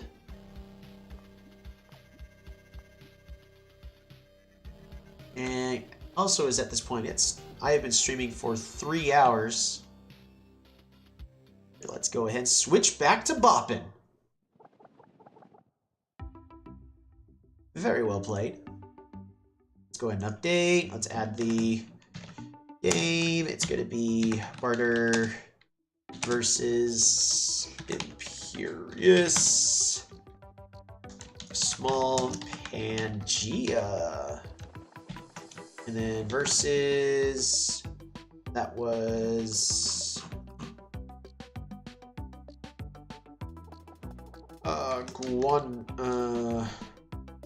Guanum. There we go. That replay's been saved. And of course, let's take a quick look-see of what... Oh man, that was a long game. That's the issue about not playing live, but we're in the learning stage, and I'd rather not make misplays. But I think... So... We could try another continent, but that's going to be boat-focused again. If we end up doing a continents game. Turn off autofocus. The other option is we could do another Pangea. I think I want to try lakes to see how that works with a new naval update. Because instead of the water being, the land being on the inside, you have the water on the inside. I really want to keep trying all sorts of maps. I'm not going to play... I'm definitely not playing Waterworld still. But Waterworld's going to be more interesting. It's going to be all about getting that first combat advantage. Waterworld's actually probably going to be more interesting nowadays. Maybe. Anywho, we're at the point where it's been 3 hours. I am going to continue to live stream, but I need to take a bio break. So we're going to be getting a meal, getting some more water, because we're out of water over here. Get up and stretch. Do everything that we need to do. And we will be back in about 15 minutes. Like about 15, 20 minutes. I'll set the timer for 20, but if we get back at 15, that'd be great. Yeah, like, look at that. We ended up in a disadvantaged position right from the get-go. This ended up working out in our favor.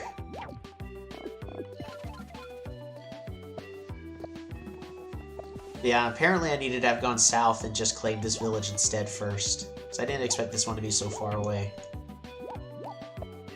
Because after that, we just ended up losing all the villages. I don't think there's anything I could have done really differently to put myself in a better position. However, going from this disadvantaged position, though, I am proud about coming back from that. But I think it also comes down to my opponent wasn't aggressive enough to try to force me into that bad position. But could also be part of the rebalance with the roads and riders not being as strong. At one point when you had riders on me, almost lost. Yeah, there's that one part right over here where I was sieging multiple cities. We ended up taking Tema. And then right here in the north. What could I have done as a follow-up? I don't think there's really much I could have done as a follow-up. I think it just reacted correctly, which is just pulled back, collected your forces, and then pushed again whenever it was time instead of trying to force something that wasn't going to work out.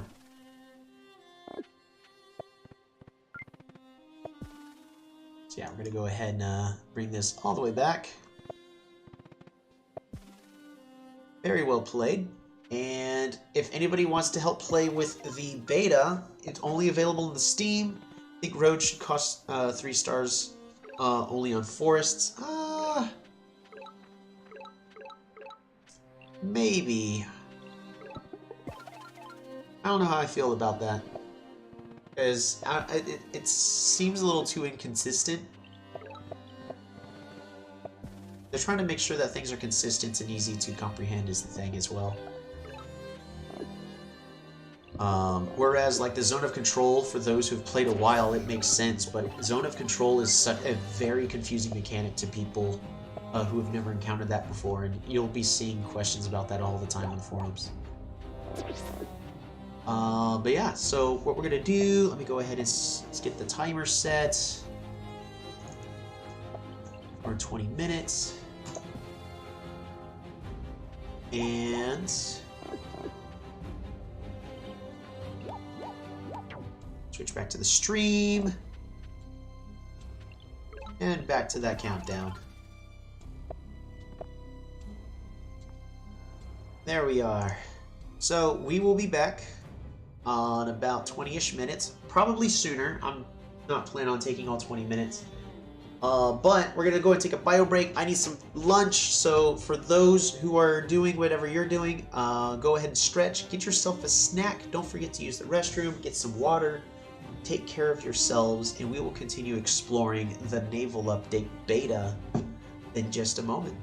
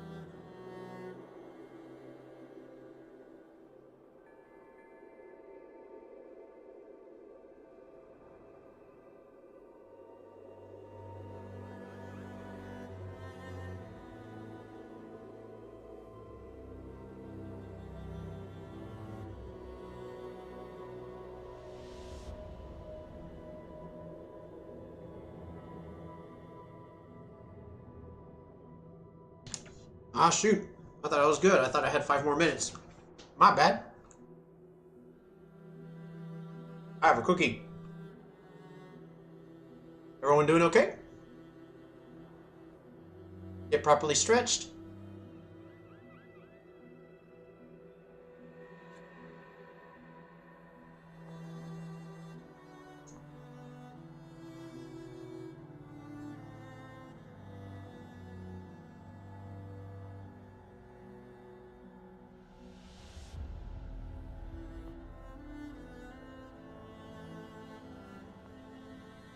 How's it going, Rippy?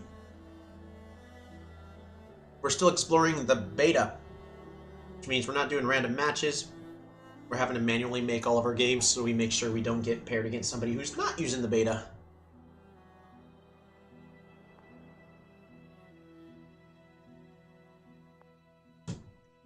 Let's see. Our first game is Quetzali, went fantastic. What kind of... I actually really do want to try Lakes and see how Lakes feels with the new update. And again, we're going to do it as another 24-hour. Just so that way, if people need to, they can spend a little extra time. I don't know if we're going to... I know someone was asking for Polaris, but... I think I'm really wanting to focus more on the Naval update part itself. So I think, at least for today's stream... So I was thinking about that during lunch, like, okay, based on timing, we probably have enough time for 1 or 2 more games. Make sure we're not muted. Perfect. But pretty much, I think for what would be appropriate is check to see how everything works with the new update. Like, heck, I could try Vinegar. See how Vinegar does with the new update.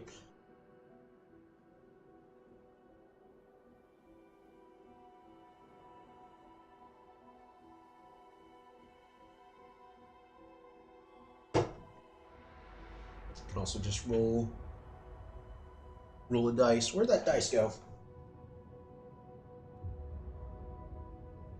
Really, Cleo? What'd you do with the die? Don't tell me you ate it. Vinegar is best in Pangea? Possibly, yeah. Smaller landmass.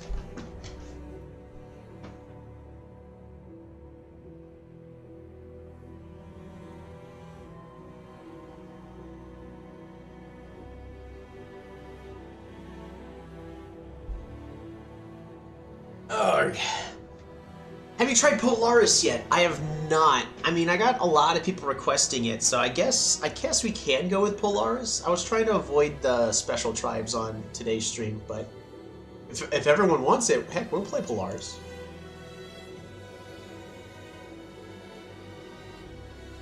The new update with the Moonies freezing on every move is going to be pretty impressive and quite a big deal. Please. Go ahead and switch back to...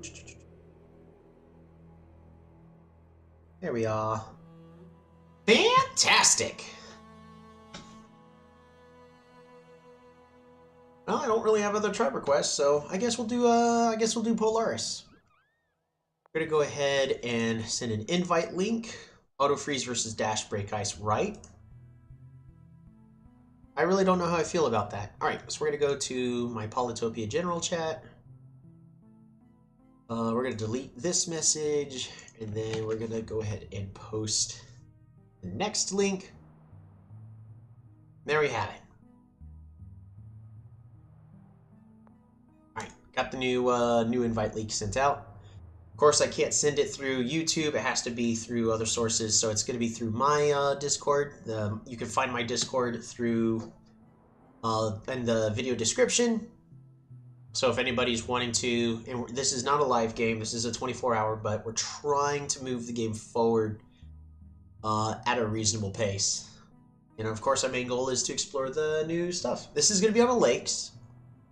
So there should be plenty of water and plenty of incentive why to go with the new naval update.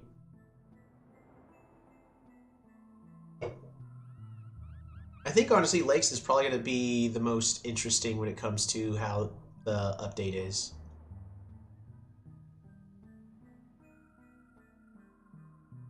Hey, we got Dan! Alrighty. R2-C2. The custom houses nerf was brutal. Sort of. It definitely made it to where they don't run away with the game as much as possible.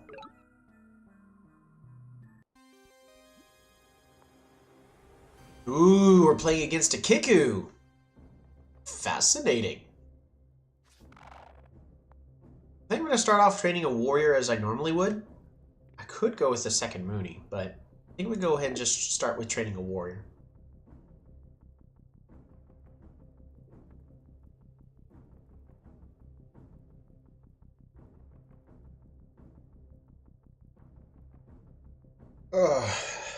The unfortunate thing is I might not be able to stream too much longer. My back's been bothering me. So, I think we're gonna follow the food. Then we're gonna send our warrior up here. Pass the time. Ooh, high potential of picking up ice fishing here.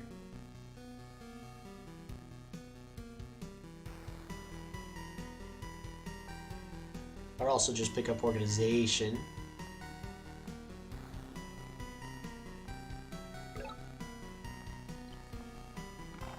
Ooh. Oh, forgot to also count the score. I think our opponent has a low score though, so we should be fine. Next turn.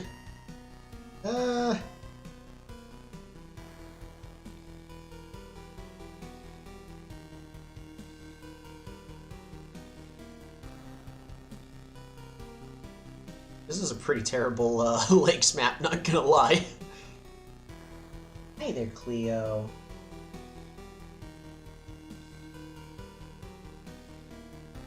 Alright, move.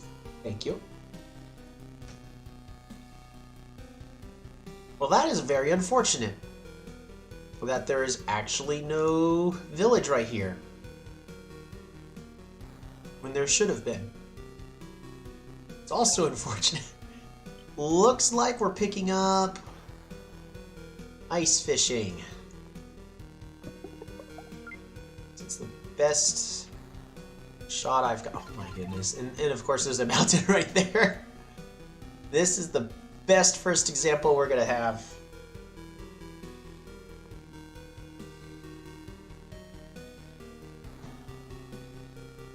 Definitely gonna need to get a workshop as soon as possible. Clathrus and sanctuaries are much better now. Yeah. Fish. Fish. And we gotta get that workshop.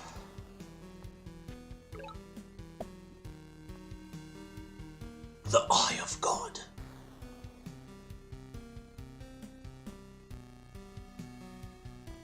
Let's assume that we're gonna be fine.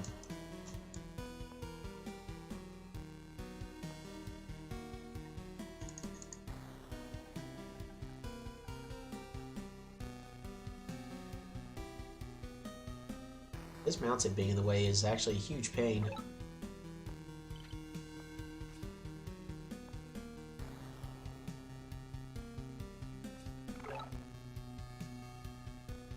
Go on, Cleo.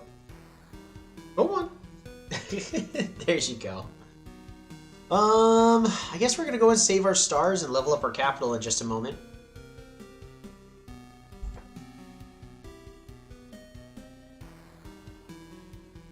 I'm actually not too aware of what I should be doing in this kind of situation.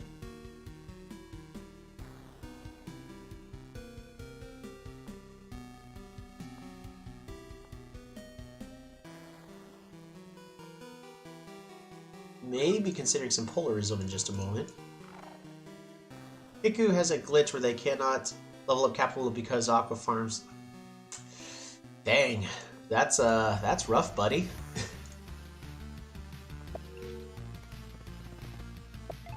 Alright, another workshop.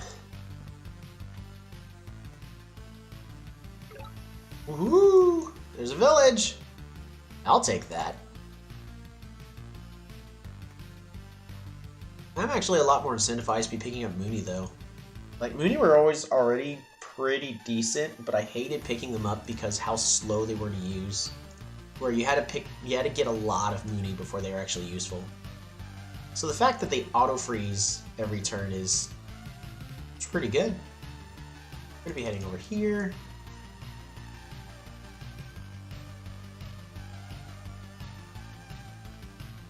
Start putting in your votes. What's gonna be inside the ruins?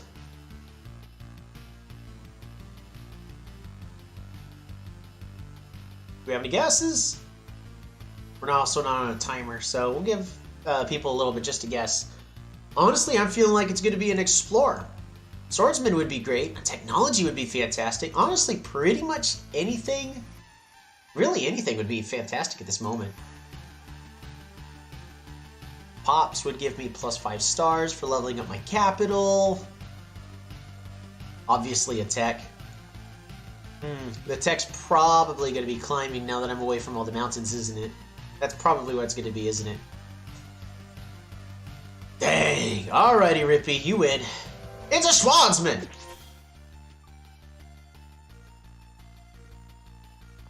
We're going to go and fish. Resources. Let's get a Mooney.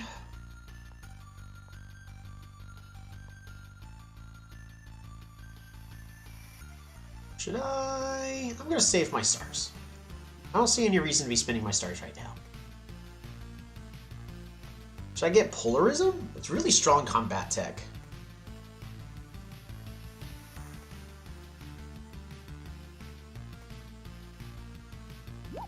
Uh-oh.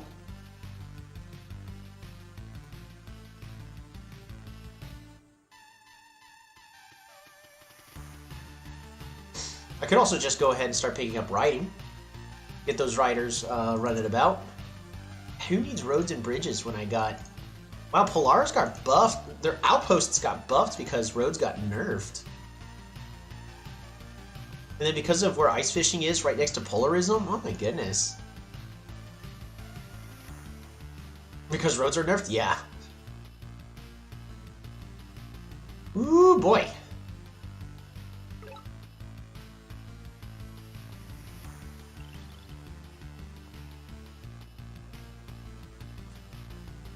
Move you over there.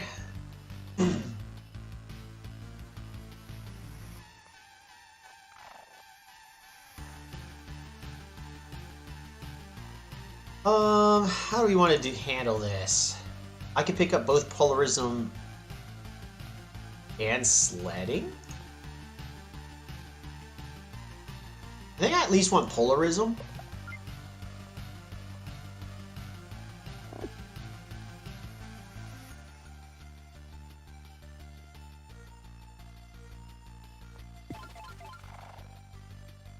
Yeah, I think that's good enough. You know what? Warrior in the back. Because we're roading them forward anyways. Through ice!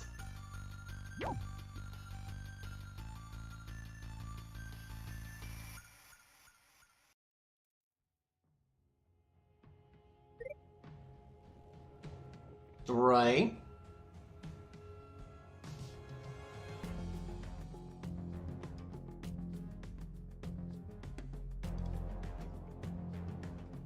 It's a nice ice warrior.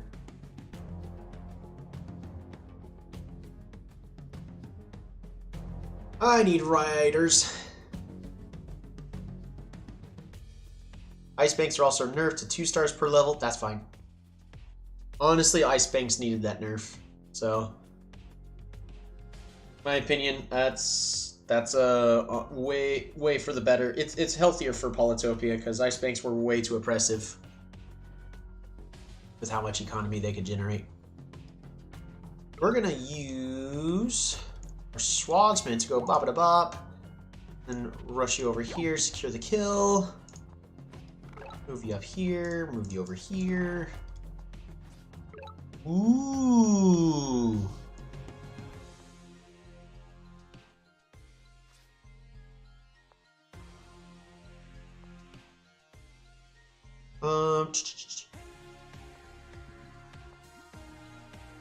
Time for riders.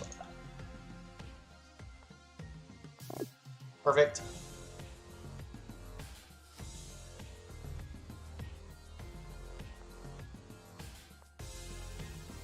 Oh, dash break ice. Why would I have my own warrior break the ice? Interesting. I think they need a different icon saying, hey, they're done with their actions, but they could still do something like break ice.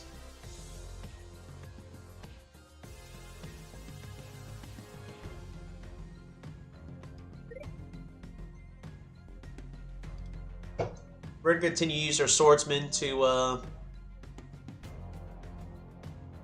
weaken up the enemy for me.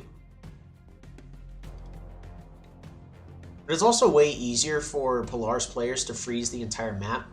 Like, look at this. It's turn 9, and I have, like, the entire map frozen.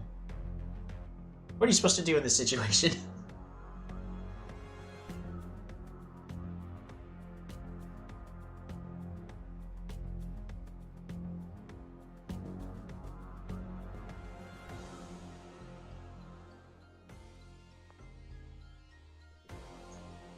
What, in your opinion, is the strongest new unit?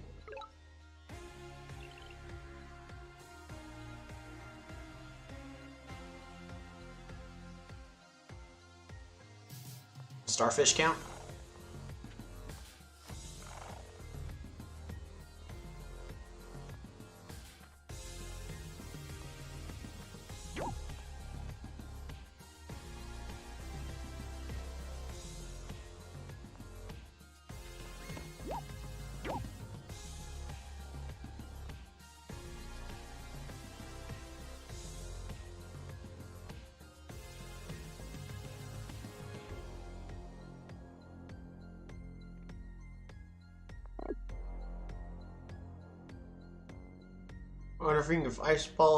Wondering if ice banks are actually overall better because auto freeze. Yes, they are, because you can freeze everything up faster, allowing you to snowball a lot faster in the process as well. That one I don't think is really a question. That's just ice banks are going to be a lot better because of this auto freeze. When I play Polaris, I never have this amount of ice tiles this early. Yeah. And as we all know, those who perform better early on in the game are generally more likely to win. Like, again, what's my opponent supposed to do in this situation? Sure, they can do a dash break ice, but... Oh, they're all the way over here. My opponent has decided not to get onto the water.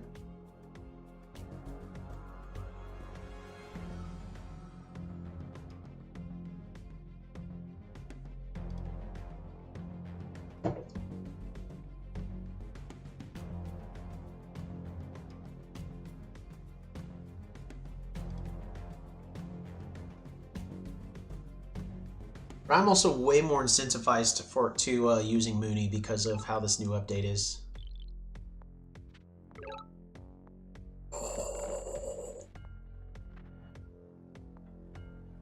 That's nasty.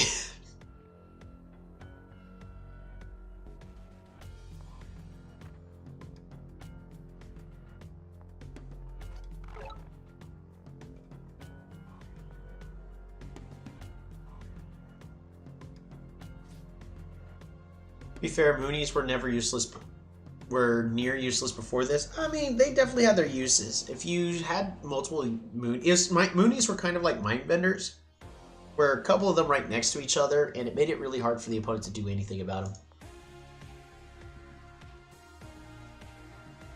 But like in this situation, what's my opponent supposed to do?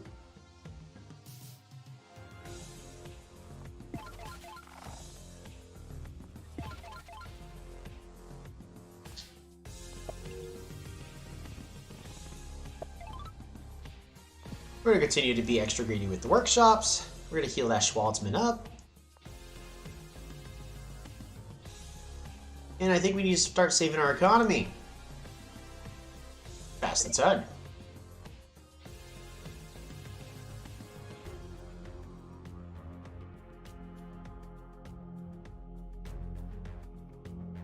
Late game Polaris is weaker now. How so?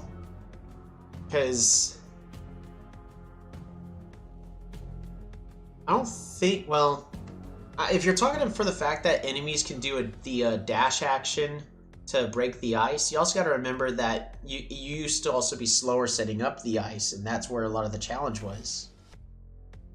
But as equally as fast as they can break the ice, you can equally create the ice just as fast and continue to push. So I think it's healthier for the game, but overall I think Polaris has gotten a buff overall.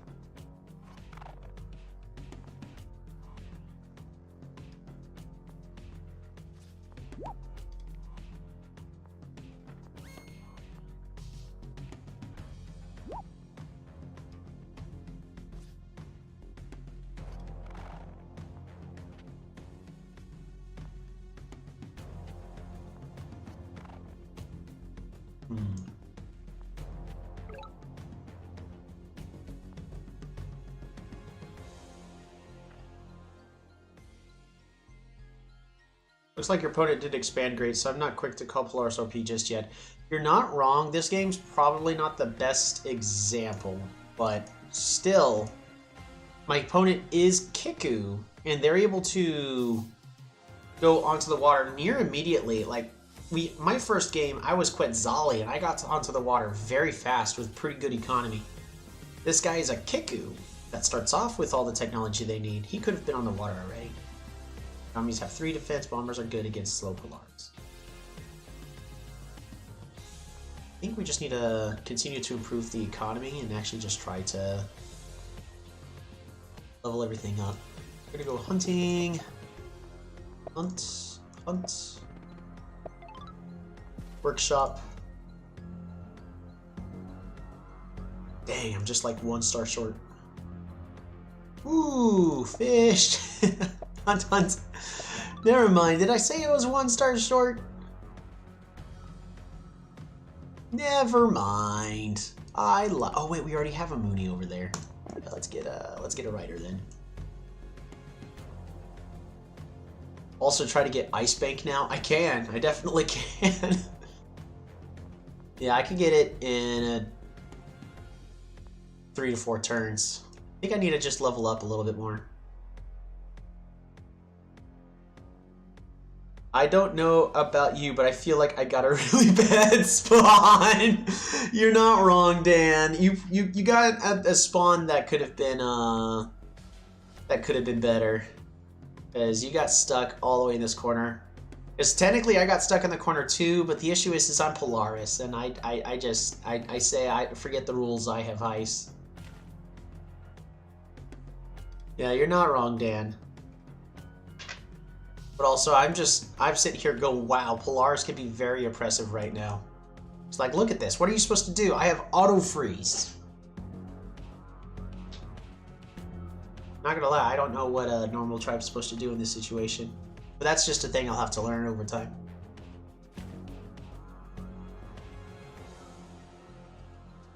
Also, the whole thing about, yeah, so he went into organization and then strategy. I think he needed to have gone straight into sailing is the thing.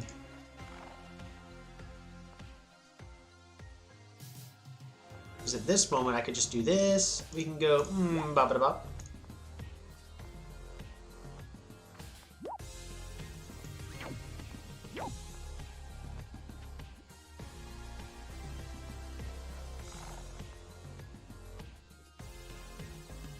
I get climbing.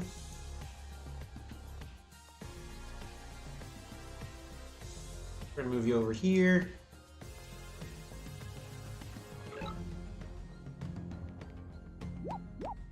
Move you all the way over.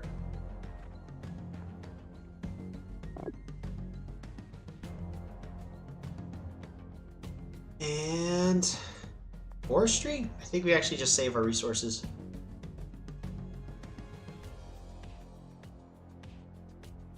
Yeah, we saved the resources. He was hoping for a Schwartzman, I think. Well, actually it's good he didn't get a Schwartzman, because I would have just frozen the Schwartzman.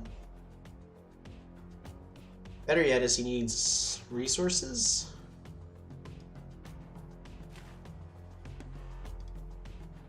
But I think another thing the community's gonna have to get used to is the fact that we can't upgrade our ships unless it's inside our territory. And oddly enough, I think you're going to see more people expanding their coastal borders just so they can have more territory they can potentially upgrade their ships in. I think that's one thing that a lot of people aren't thinking of a lot right now.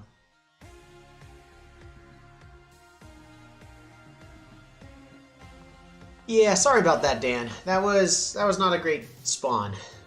But it looks like Polaris is very scary. Tell you what, someone else wants to try playing Polaris, I can play another tribe of choice. I'm not going to do a Polaris mirror match.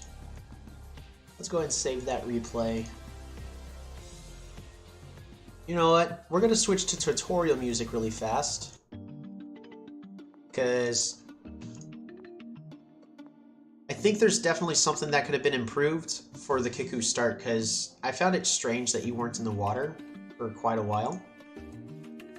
So let's take a look at that really fast before we get it jumping into our next game.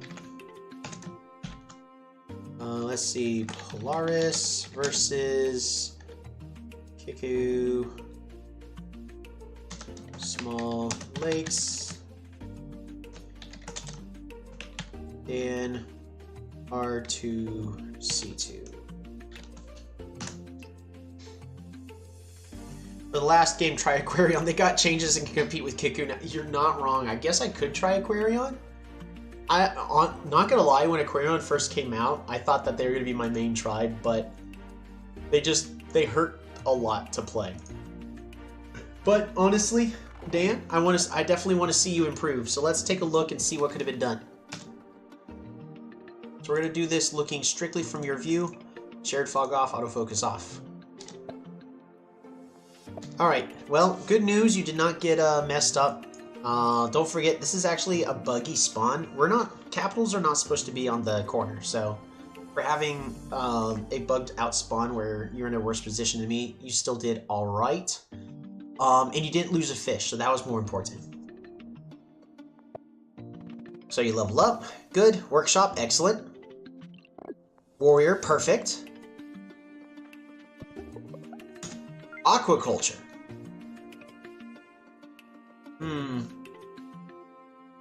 Not gonna lie. I mean, I think everybody here can agree that that is a thing we want to do. But I think, again, I think it just got messed up with this spawn. I really do think it was probably just the spawn for you. You needed to have built a port there, because that also gets you networking, and then it gets you on the water. And you could have been on the water a lot faster, traveling to all of your destinations a lot faster, because now since you built the aquaculture, you can't get onto the water nearly as fast as you need to. Now you have to go somewhere else. By the time you go over there, you and I are about to meet. You needed a fish instead of fruit. Because then if you built a port, that's 2 pops for both of your cities, instead of just the 1. Because don't forget, ports give only 1 population now. Yeah, and you're stuck here, so now you have to get climbing. That was a good aggressive play you tried to make. Can I rematch and play Polaris this time? Yeah! Do you guys want to see a Aquarion versus Polaris? Typically, I don't want to play Aquarion versus Polaris because it's typically in the advantage of the Aquarion player. But Tridents did get nerfed. But if Dan wants to rematch, I'd rather rematch with a different tribe.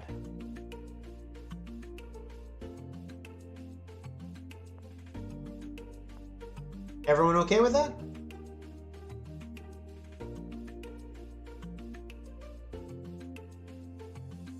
We'll play it on lakes again. Aquaculture is just bad here. Yeah, I think aquaculture was just the wrong play.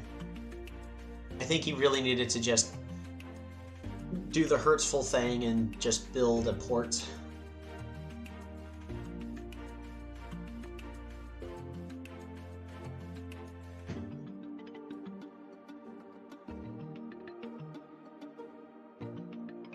Is there any requirements for me to play against you? Just ask nicely. Do you wanna try? Because, again, we're just... I mean, the only requirement is we are also doing the Naval Update Beta. So you have to have a Steam copy of the game.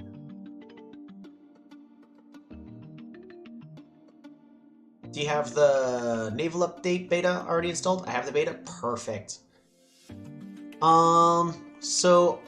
Dan, I would love... We'll do the rematch again some other time. I'll go ahead and pick Aquarion on the other request. We'll be playing against Yoppy. And we're going to be... Yoppy, we're going to be playing on a lakes map. So let me go ahead and... I'm going to create the invite link. You're going to need my Discord, which can be found in the video description, because I can't post links on YouTube. Also, we're no longer going over the game, so we're going to switch away from our tutorial. We're going to go back to bopping. There we go, back to the bopping.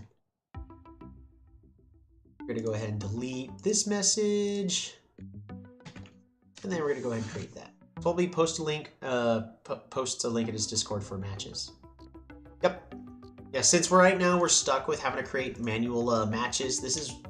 Unless someone else can think of a better way. Is there a better way?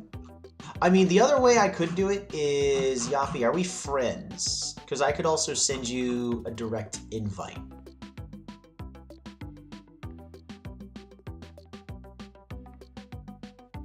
I suppose that is another alternative. Though, with this friends list thing, like right now we're doing okay, but I bet you down the road when I have... Because right now I'm only at 43 friends, but on my mobile version, I actually had 200 something at one point before everything got really laggy.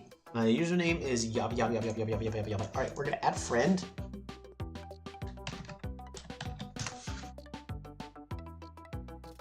I've joined your Discord server, and of course we're gonna be.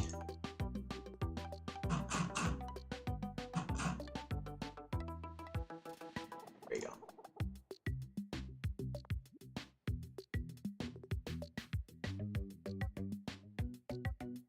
I sent you an invite, but you can also use the link. Howdy, Mike! Greetings and salutations!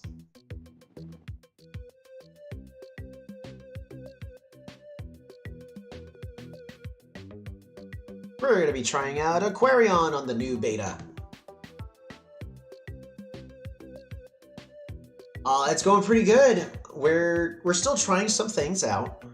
Aquarion starts with riding now, which the good news is so on land it's basically just a warrior that can bounce back with really weak defense. I don't know, I think it's interesting. I think it's actually great that they start off with the riding tech. I think it was actually necessary.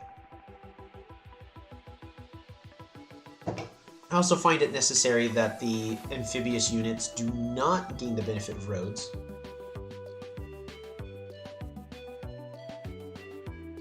Alright, you think you accepted the friend request, the friend invite? I mean, you could have, but... Alright, well, you sent me an invite, but we're not doing a live game. That way we have time to discuss the new beta.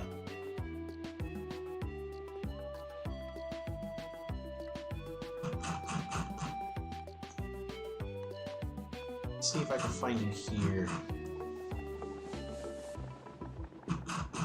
Everything's up to date. Okay, well, let's try now.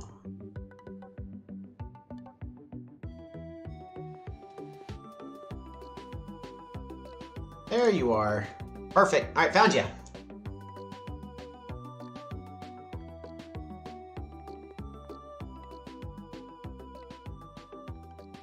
Normally in our game, normally during our streams, we do play live games.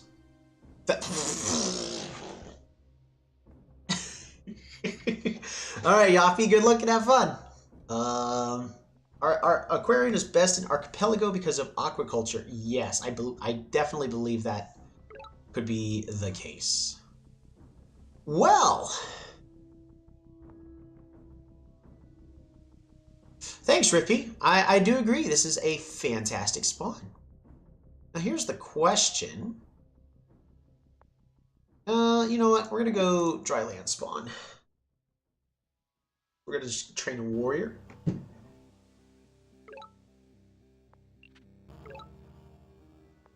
Moving this away.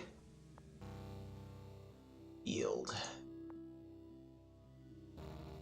Shoot. Forget what tribe this is. You guys remember which tribe has the sandy dirt instead of like the regular dirt? And I really should know that. What do you think is the best addition to the update, and what would you want not to be changed? Well,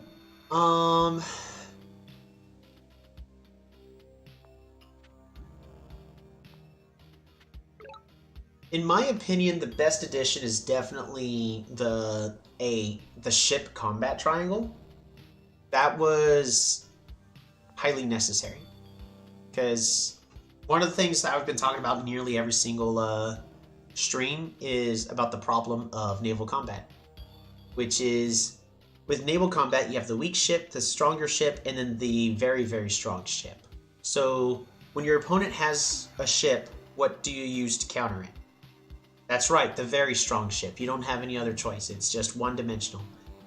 On land, it's do you have swordsmen, knights, or catapults? Knights counter catapults, catapults counter swordsmen, swordsmen counter knights. And same thing with the early game, where riders counter archers, archers counter warriors, and warriors or warriors slash defenders counter the riders. We're going to go ahead and pick up organization here, just so that way we also have the possibility of leveling up our capital with a workshop. I like the AI advance, if being more in battleship and cloak spam. If no more battleship and cloak spam, I don't know about that. I would not hold your breath on that kind of thing. End our turn. But Hoodrick, because of everything, like Hoodrick was in a pretty balanced position, but because of the attempted nerf to barter, Hoodrick actually got hit really hard. Favorite tribe, Quetzali. Always has been. Always will be. It's Zazi! That's right! That's who has the sandy ground.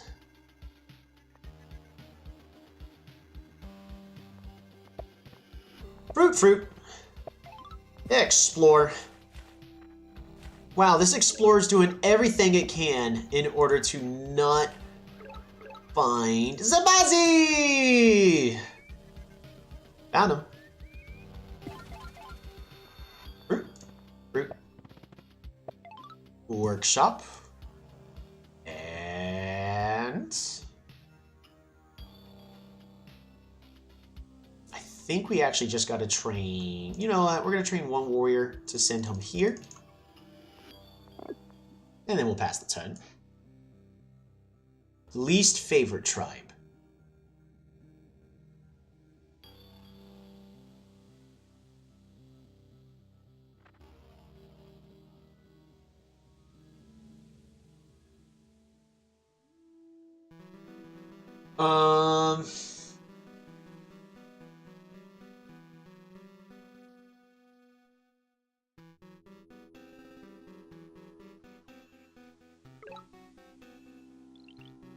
I'll have to get back on you on that one. Probably Zazi, not gonna lie.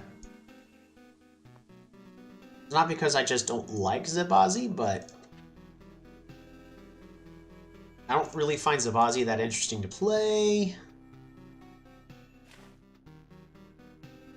Yeah, that's just not gonna work.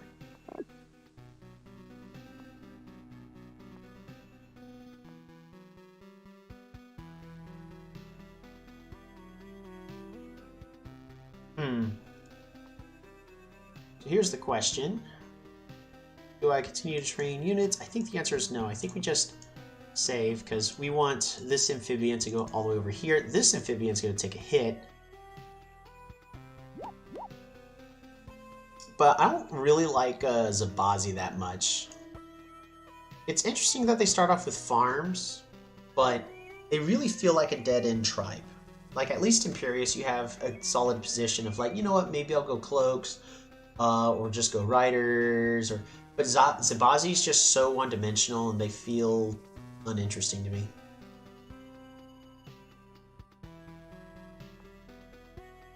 I think it's because this the tech tree right over here is just not that interesting. It's supposed to give you like a lot of population, but it does not.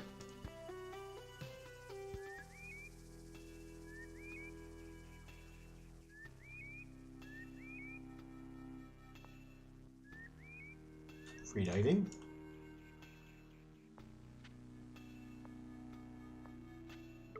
Ooh, I was hoping for some ruins. I just can't seem to get started. Boom, boom. Bop-a-da-bop.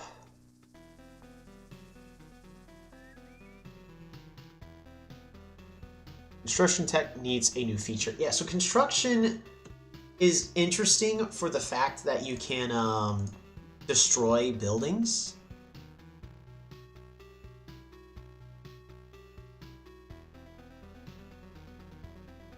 I don't know if that necessarily belongs in construction. Honestly, if anything, I think it belongs in mining. Because construction, well, you're like setting fire, or you're just doing something to destroy the stuff. Whereas mining, what are you doing? You're blasting, you're digging your way through in order to make the mines. You can click the head in the tech tree to exit it. You're not wrong. I don't know why I just never do that. But you're right. You could definitely click the center of the head. Just, I don't know why I don't do that.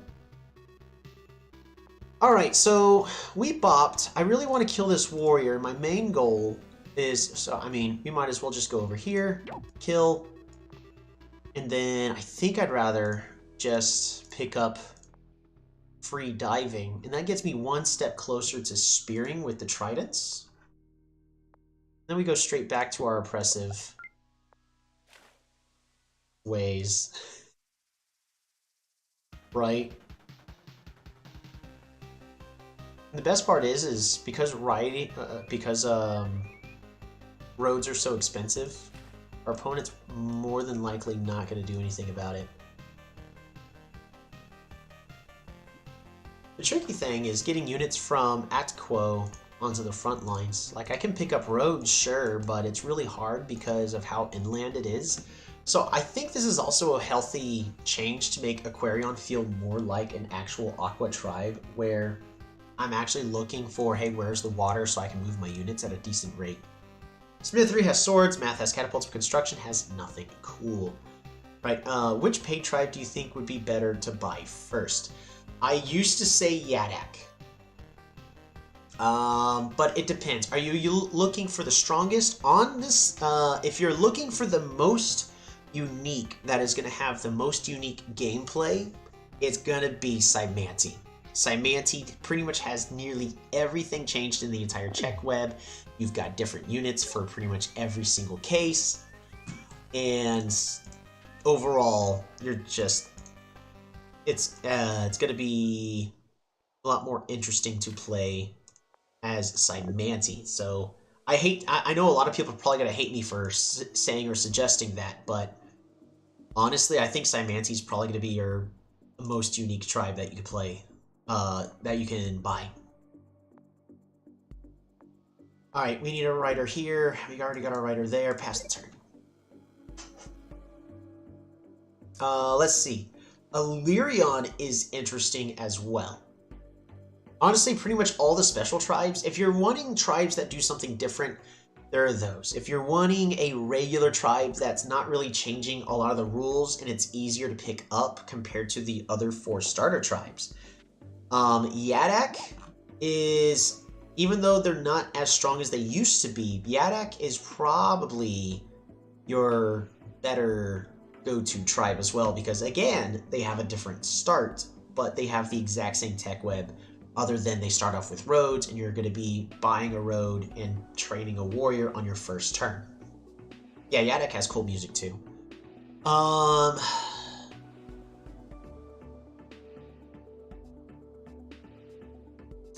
What is a tribe you can buy that's not going to change things too much. That would be easy to pick up. Luxador's is interesting because you start off with level 2 capital. They used to be overpowered, but not anymore.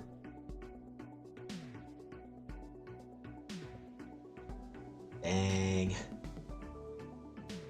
And that rider doing its rider stuff actually made things difficult for me.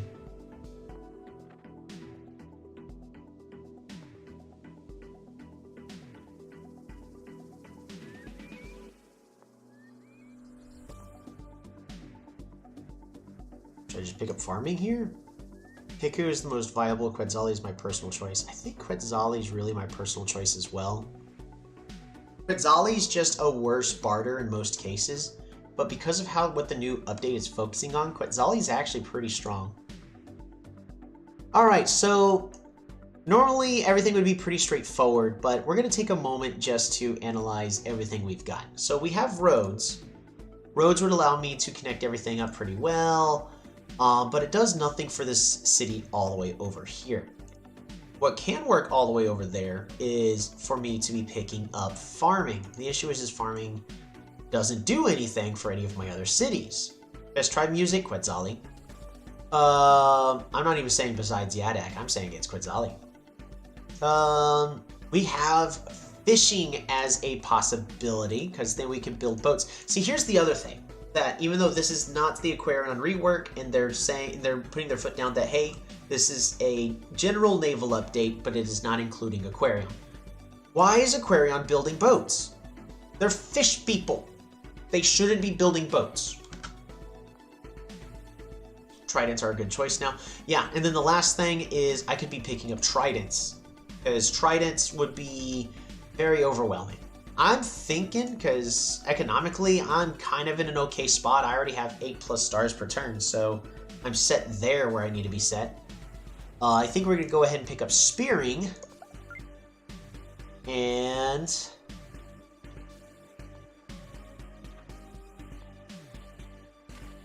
we're going to finish. Yeah.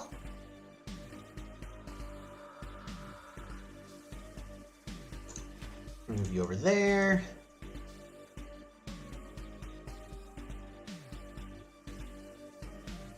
I think we're just going to put you here.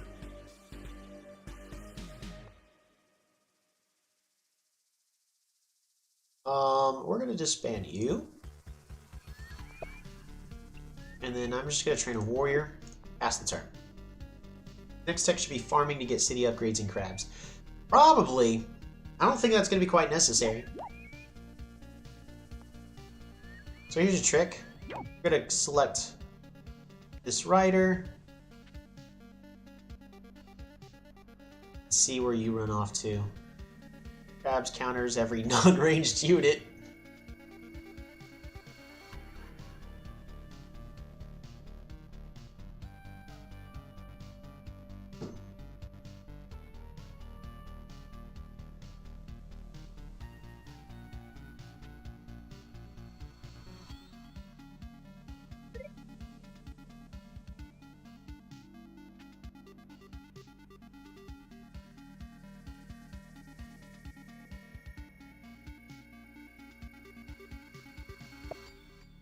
Ooh, they got roads.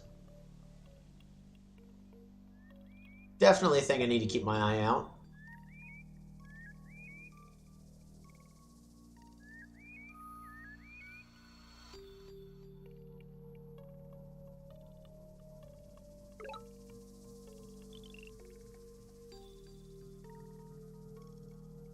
Alrighty, we're gonna go over here.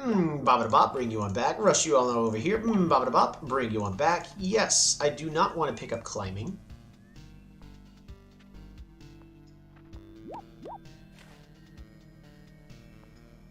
We're gonna go ahead and get ourselves a trident. Trident, didn't like it. And there's no reason for me to move that unit, so we're just going to heal you up and pass the turn. Also, your capital may have 3 mines, potentially. Uh-oh. Need more tridents. I'm in danger.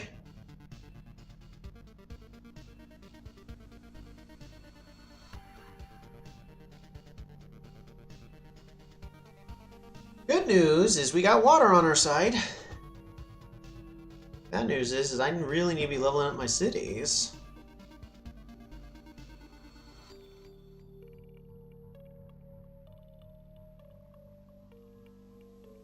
Yeah, farming is probably next. Followed by fishing. Yeah, use disband and make space for tridents. Most likely. Because it's this city, the city of Atasan.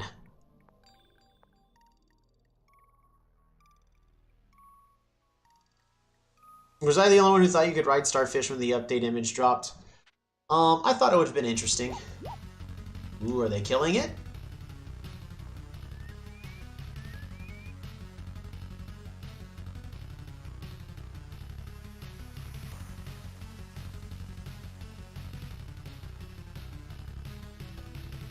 You know what?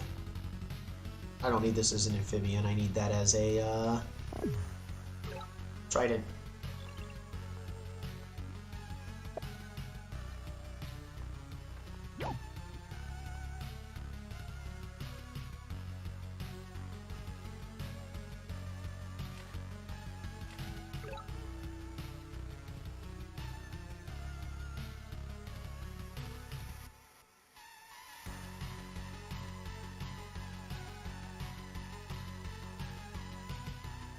Alrighty, am I focusing economy? Probably should. My economy's doing terrible right now. I could get tridents, but I'm gonna get overwhelmed if I don't fix my economy.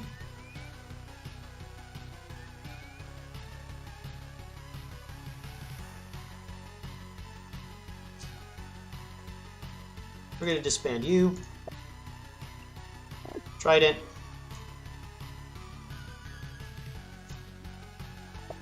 Disband you. Disband you. Trident. With farming, you can burn forest and get more farms. Yes!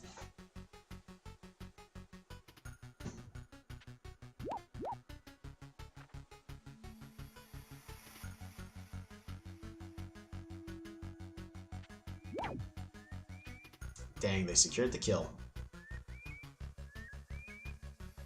But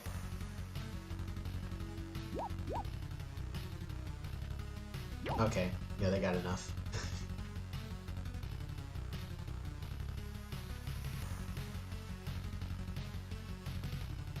Move after attacking, so we still have that. Only 3 attack now, though.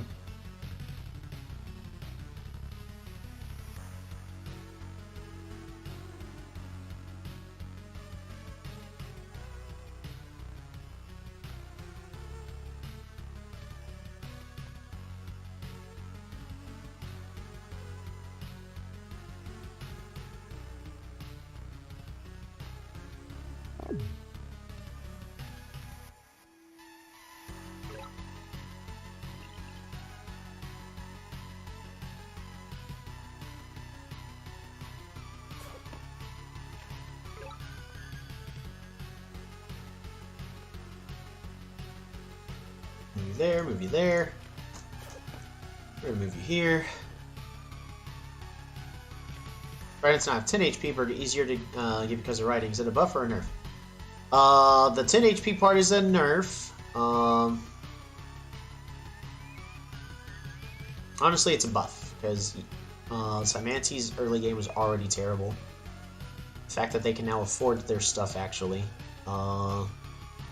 is a pretty big deal for them.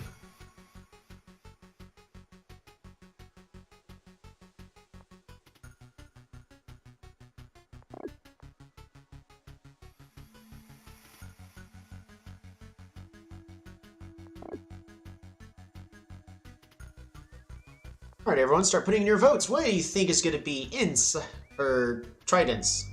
Cymante, it's been a week. Aquarion. 2 defense, I can't one-shot you.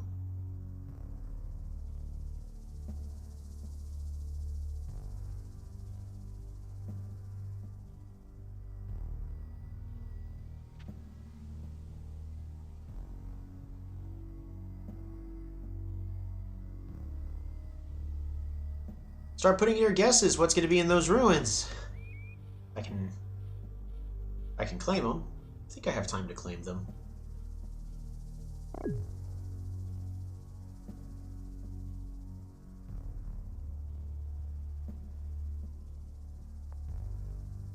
We can get that killer monument. That'll be great.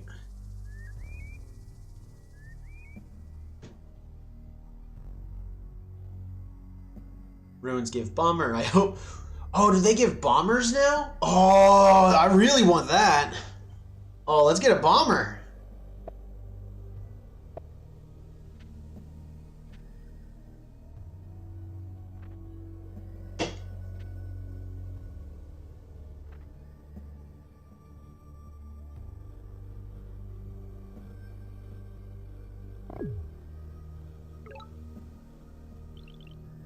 Oh boy, I'm getting swarmed.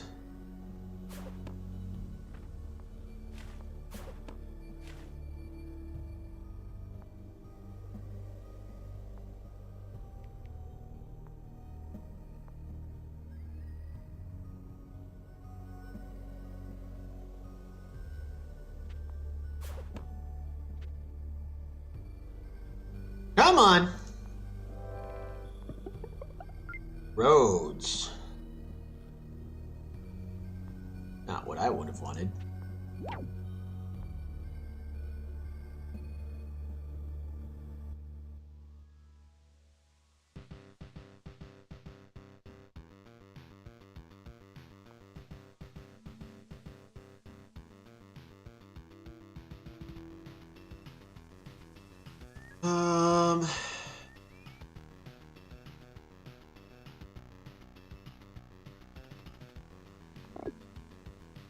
Trident, warrior, gotta pass the turn.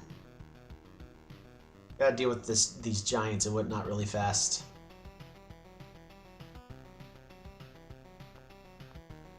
I guess, yeah, roads are useless. Yeah, especially for Aquarion. They help my other units, I guess, but again, I really don't have a reason to be going with the other units. Because all the good stuff is with their special units. Honestly, I think Aquarion just deserves the treatment that Cymanti has. Where make every single one of their units special. They do their own unique things, and then they'll be golden.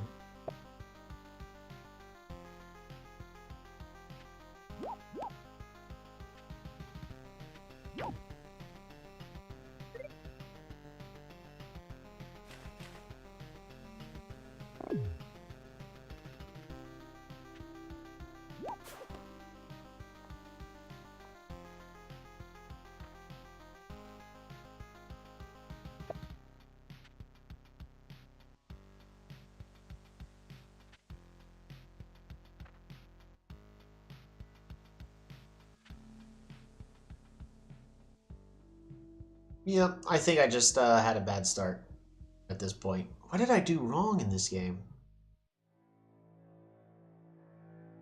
I guess it was just my economy is just too bad. I guess you just, I guess you still can't fix that if, if they've got a bad economy.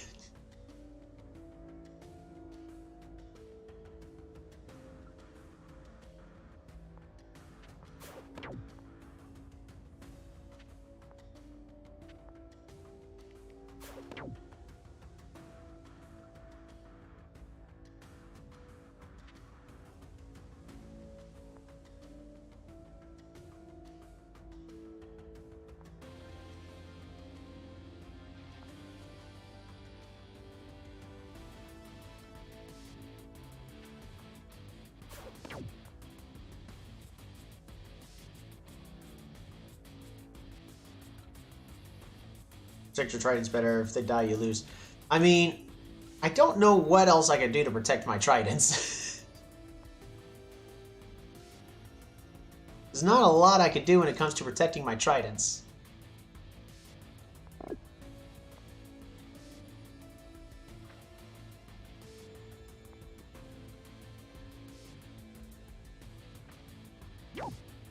Oh yeah.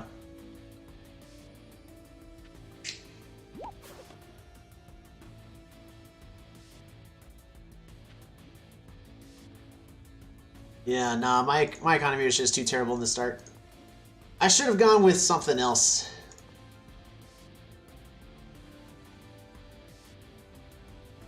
I was hoping they would have been better off.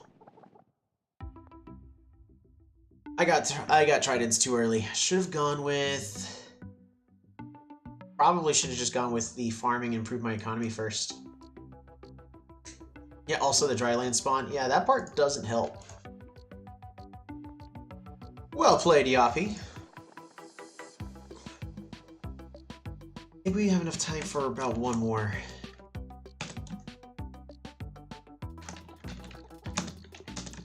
Aquarion versus Zazi.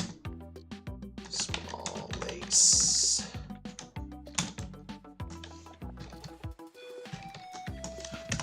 Okay.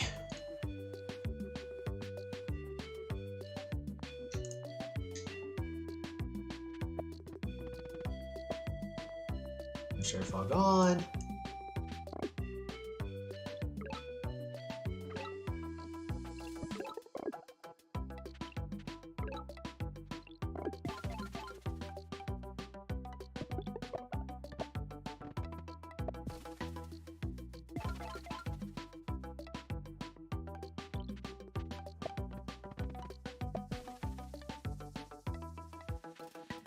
So it had to have been one of these early exchanges.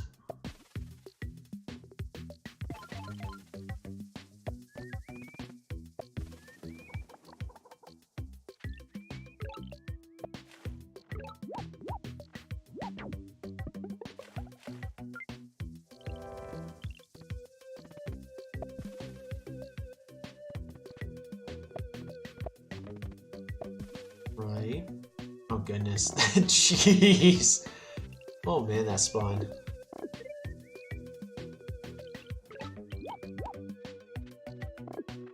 This map's pretty well mirrored, by the way, if we look at it.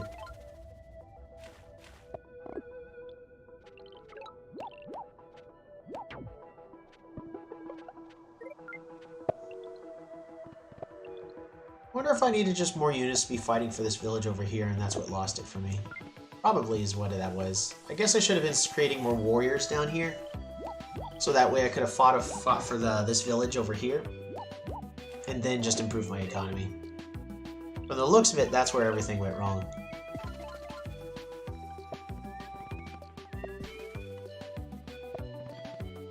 Yeah, I didn't have enough units. I focused way too much on the tridents, which, don't get me wrong, tridents are strong, but, you know, they're not this strong. They're not that strong. Okay. I think we have enough time for one more.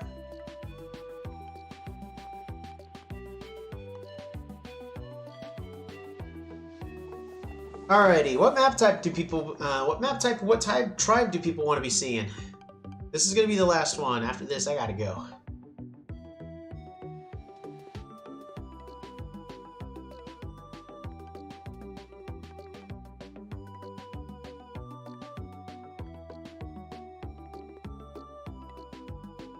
We could try the new Pangea. Of course, we could try Archipelago. Continents is a little bit better. It'll be much more naval focused. I'm still perfectly fine with Lakes. I still believe Lakes is probably going to be the most balanced map out of all of them. That way you have a good balance between land and naval combat. But, hey, we're really just experiencing more with the naval combat.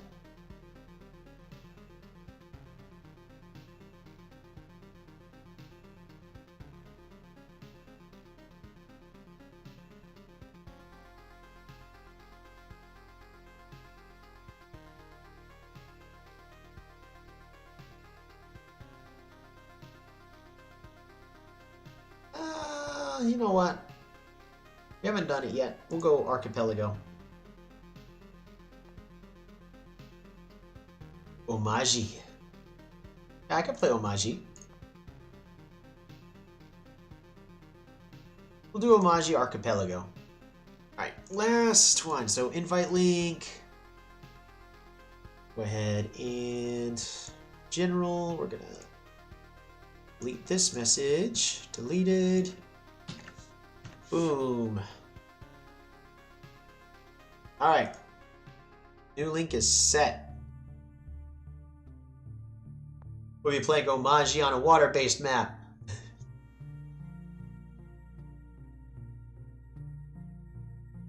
Bet you we could make it work.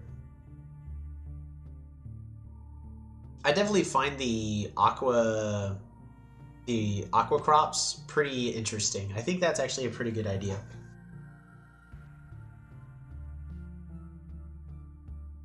It also makes coast gore, where there's nothing but ports everywhere, or the random occasional monuments.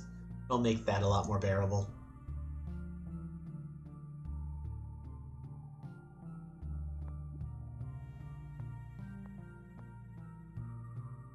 Alrighty.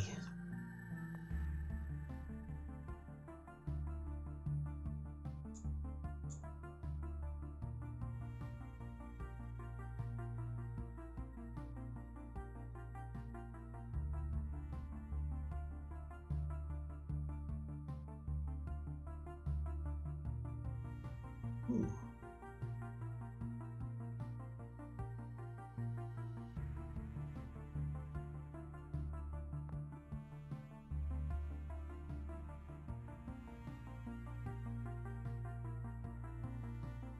Unless everybody's done at this point. Dan, if you wanted that rematch, we could definitely get that taken care of.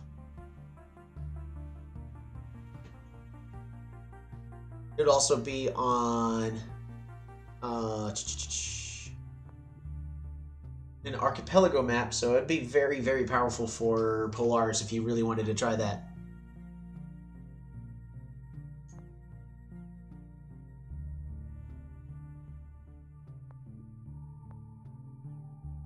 There you go, I sent you the invite.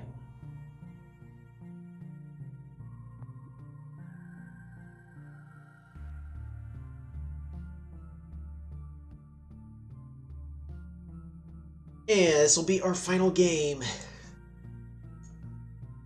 Switch into that combat. Mighty leader! You are the Omaji tribe. Ooh. Playing against Aquarion. Wait. Oh, it used to be Aquarion. It's gonna have 465 points.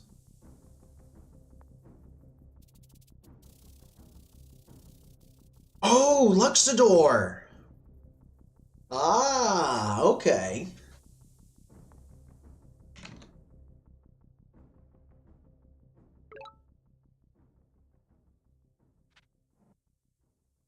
Dang.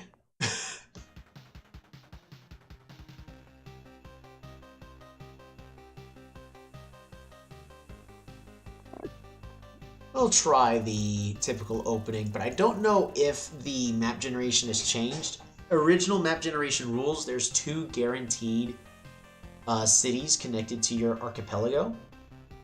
But, sadly, that is not a thing. Well, we don't know if that's still the same thing or not.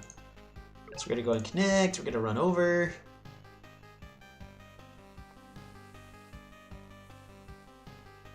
And then our first tech is definitely going to be fishing.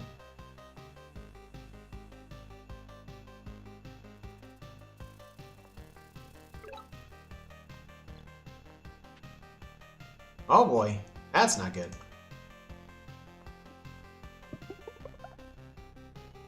Ooh, look at all that aquaculture.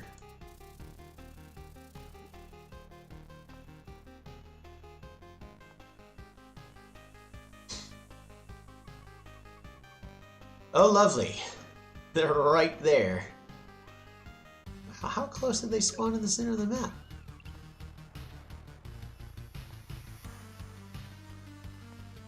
Fish. Fish. Workshop. And pass that turn.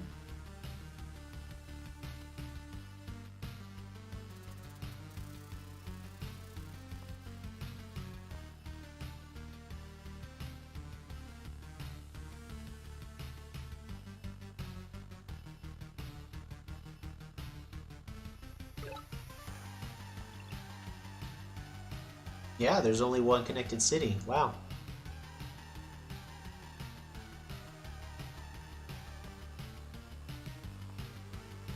map. That's some rough map generation. Yeah, you ain't lying.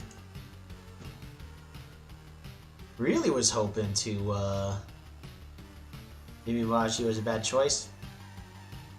It's fine.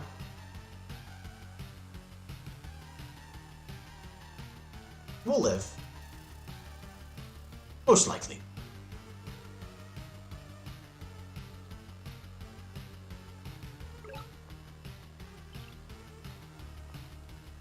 Right, we're gonna put a port here. Put you right over there, put you over there, and pass that turn.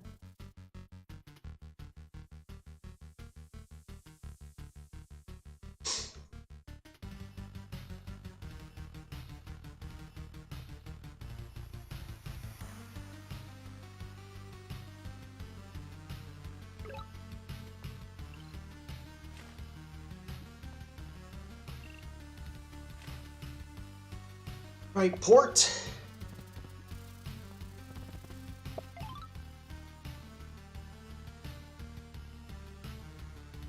My economy's hurting. Fish. Resources.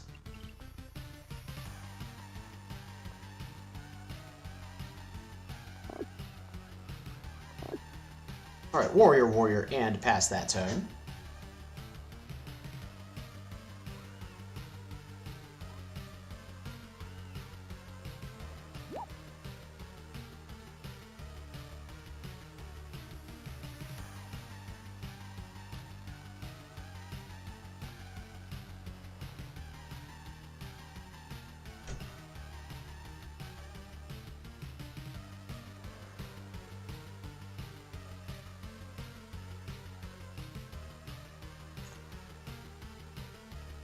I don't really need much of sailing. It would help, but this immediate moment, I need aquaculture. Upgrade to rammer. Bop-a-da-bop. Recover. Oof. No good. End the turn.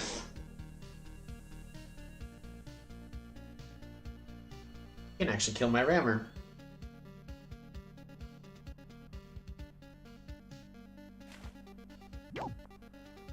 You can kill it that way too.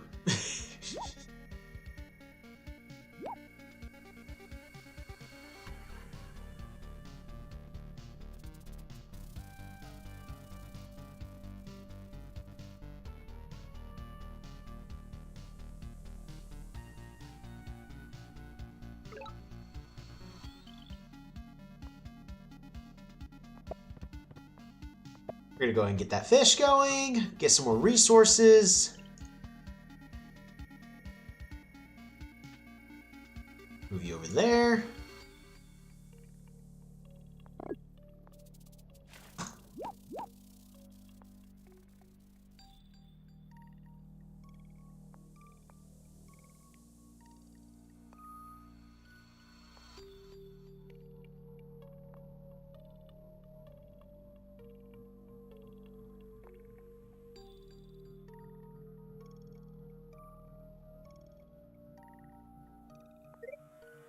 End the turn there.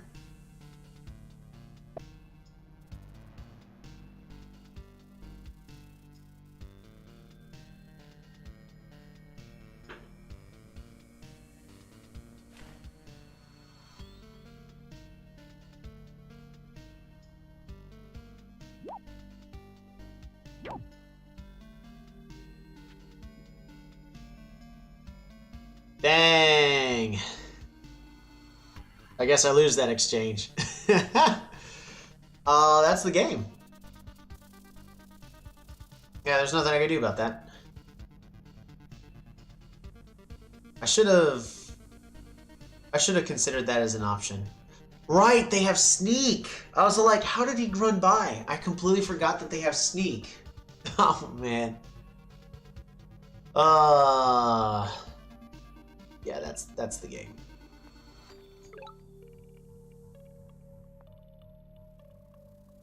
Wait a minute. No, it's not. I'm alive. Woohoo! Look at that!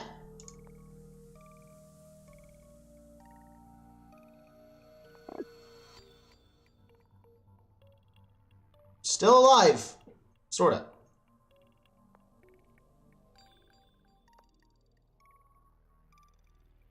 Yeah, not really.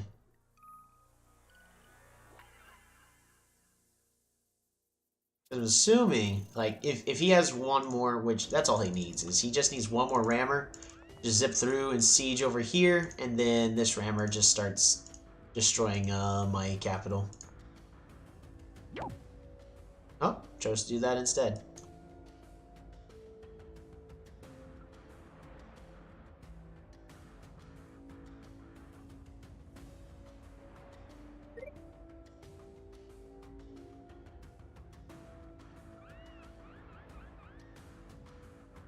Maji is often a bad choice.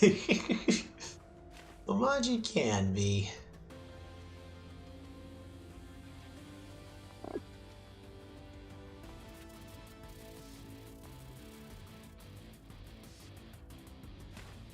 Oh no! Yeah, I'm gonna go and resign. Oh man, well played, Dan. Did I miss? There we go. I missed!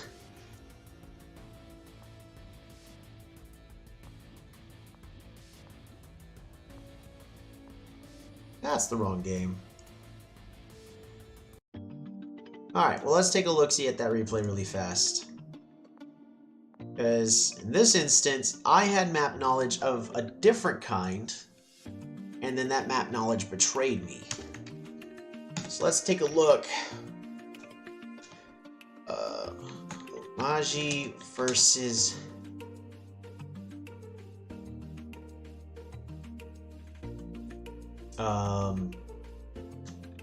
Luxador. Small Archie versus Dan R2C2. Alright, well let's take a look at that replay really fast, because I don't know if this is the way that the map generation is going to in general be, but we need just replay fog off, autofocus off. Oh, well, see, all right. Oh, Midgie won. That's not fair. They had 2 connected cities and I didn't.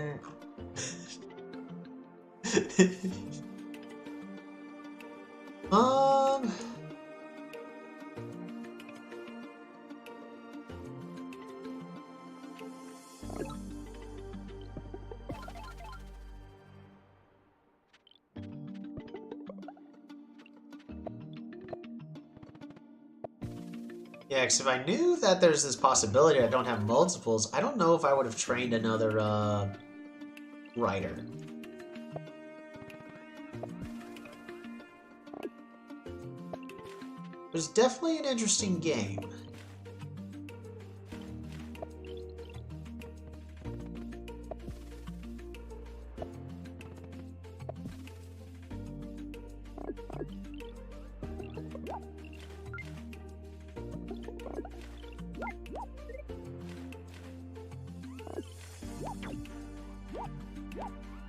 Yep.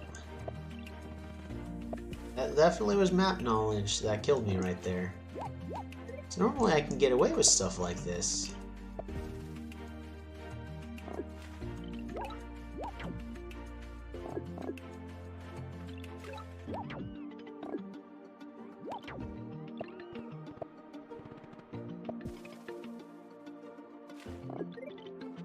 Oh, extra over there.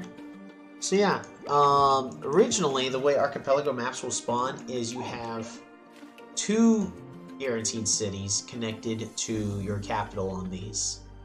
But apparently, at least with the new map generation rules, it is bound to change, so do not take this as law. But if you're playing during the beta and you're going to play on archipelago, just be aware you may not have 2 guaranteed cities. And that's actually what I was banking on when I was training that second rider. I was expecting to be running with that rider much further down, really to like claim the city over here. So yeah, that assumption is what ended up costing me the game. That is a massive bummer. Look at all that farmland, though. My goodness. Just think about the aqua crops plus the farming crops with construction windmill. Oh, that potential is just beautiful.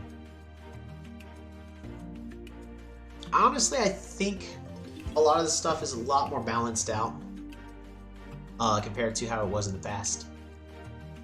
I need to be done. I have been streaming for 5 hours at this point. And yeah, honestly, I'm liking the direction that the new beta is going. It's going pretty well.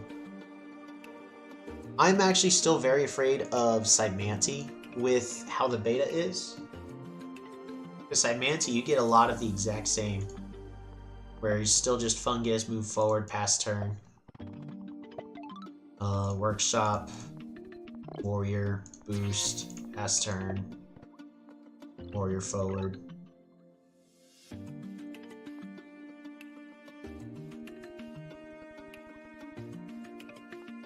Heck, in this case, I would not be creating another warrior.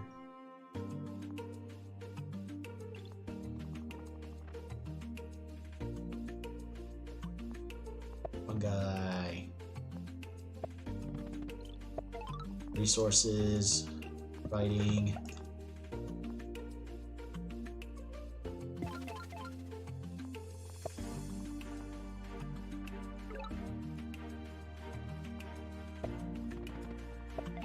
Just, in general, a very scary start.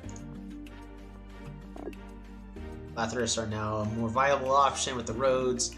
Nerf Cymanti is way scarier. Yeah, the biggest thing is, since roads got nerfed, hexapods are tons scarier right now.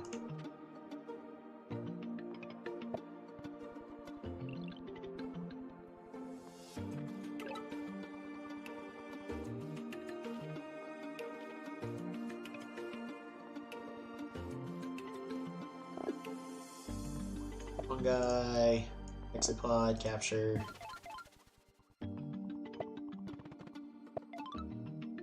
Well, like, look at this. This is very scary presence by a Cymanti. Just any kind of Cymanti player. Resources.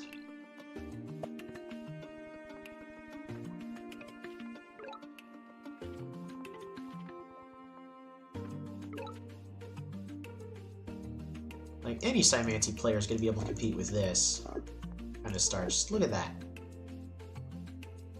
This is a scary start, and the worst part about all of this is, which of course this is just a 0-player game,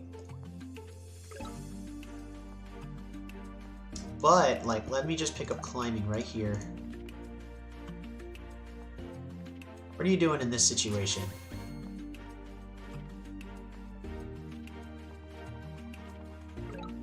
There's Cymanti zipping forward, and you have no counterplays because you don't have rider roads anymore.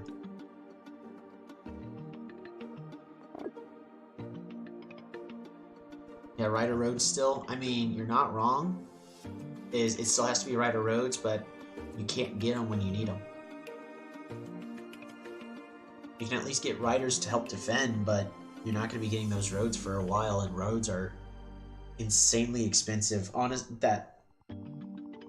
That 2-star to 3-star made it to where you can only get 2/3 of the roads that you would normally get. That, or you're getting less units. Like, if this is a perfection game, I'm just zipping through with all of these units, like, whom. This exact moment, they're boost again.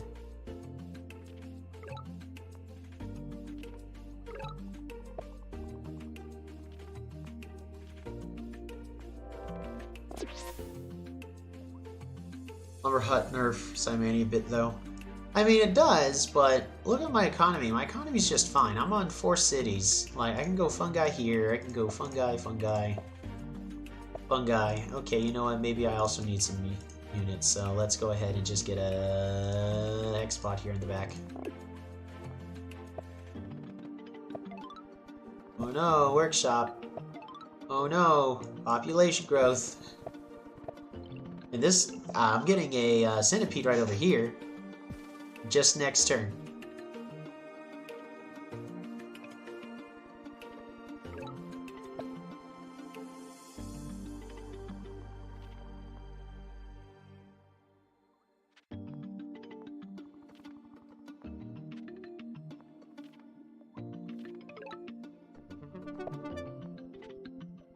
There we go. Monument complete. Sad about Hoodrick. They're probably my favorite tribe. Yes, Hoodrick got hit really hard because of that nerf.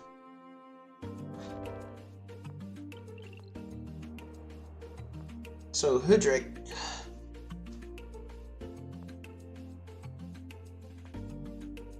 Cymancy versus Zero Bots, yeah, it was. Mostly just to show, like...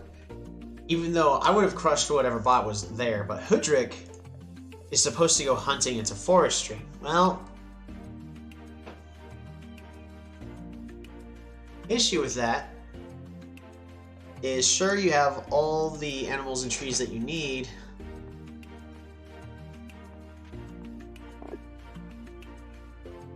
but your economy is way worse. Because hunting, that's the same. Hunt. Workshop, most likely. Never seen this many animals with a Hoodrick, right? Oh, you're gonna get a lot of animals because Hoodrick is supposed to spawn with a lot. But no, the real tribes to really keep your eye on are Quetzali, because they start off with defenders, making all the boats that much stronger. Cymandy's scary. Polaris is going to be strong. Illyrion's going to be strong, because every other tribe is that much slower. So the biggest counter to Illyrion's also been taken care of. I think Aquarion's actually... they're more dynamic and more in a better spot, but they're still bad. They're still, I would probably say, is the worst tribe in the game.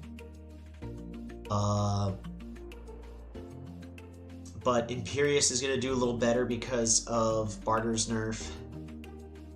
Omaji's going to technically do a little better because they aren't hit at all by the... Well, they aren't hit by the forestry change, but they are hit by the roads change. Yadak is hit real hard with the roads change because that's literally their technology.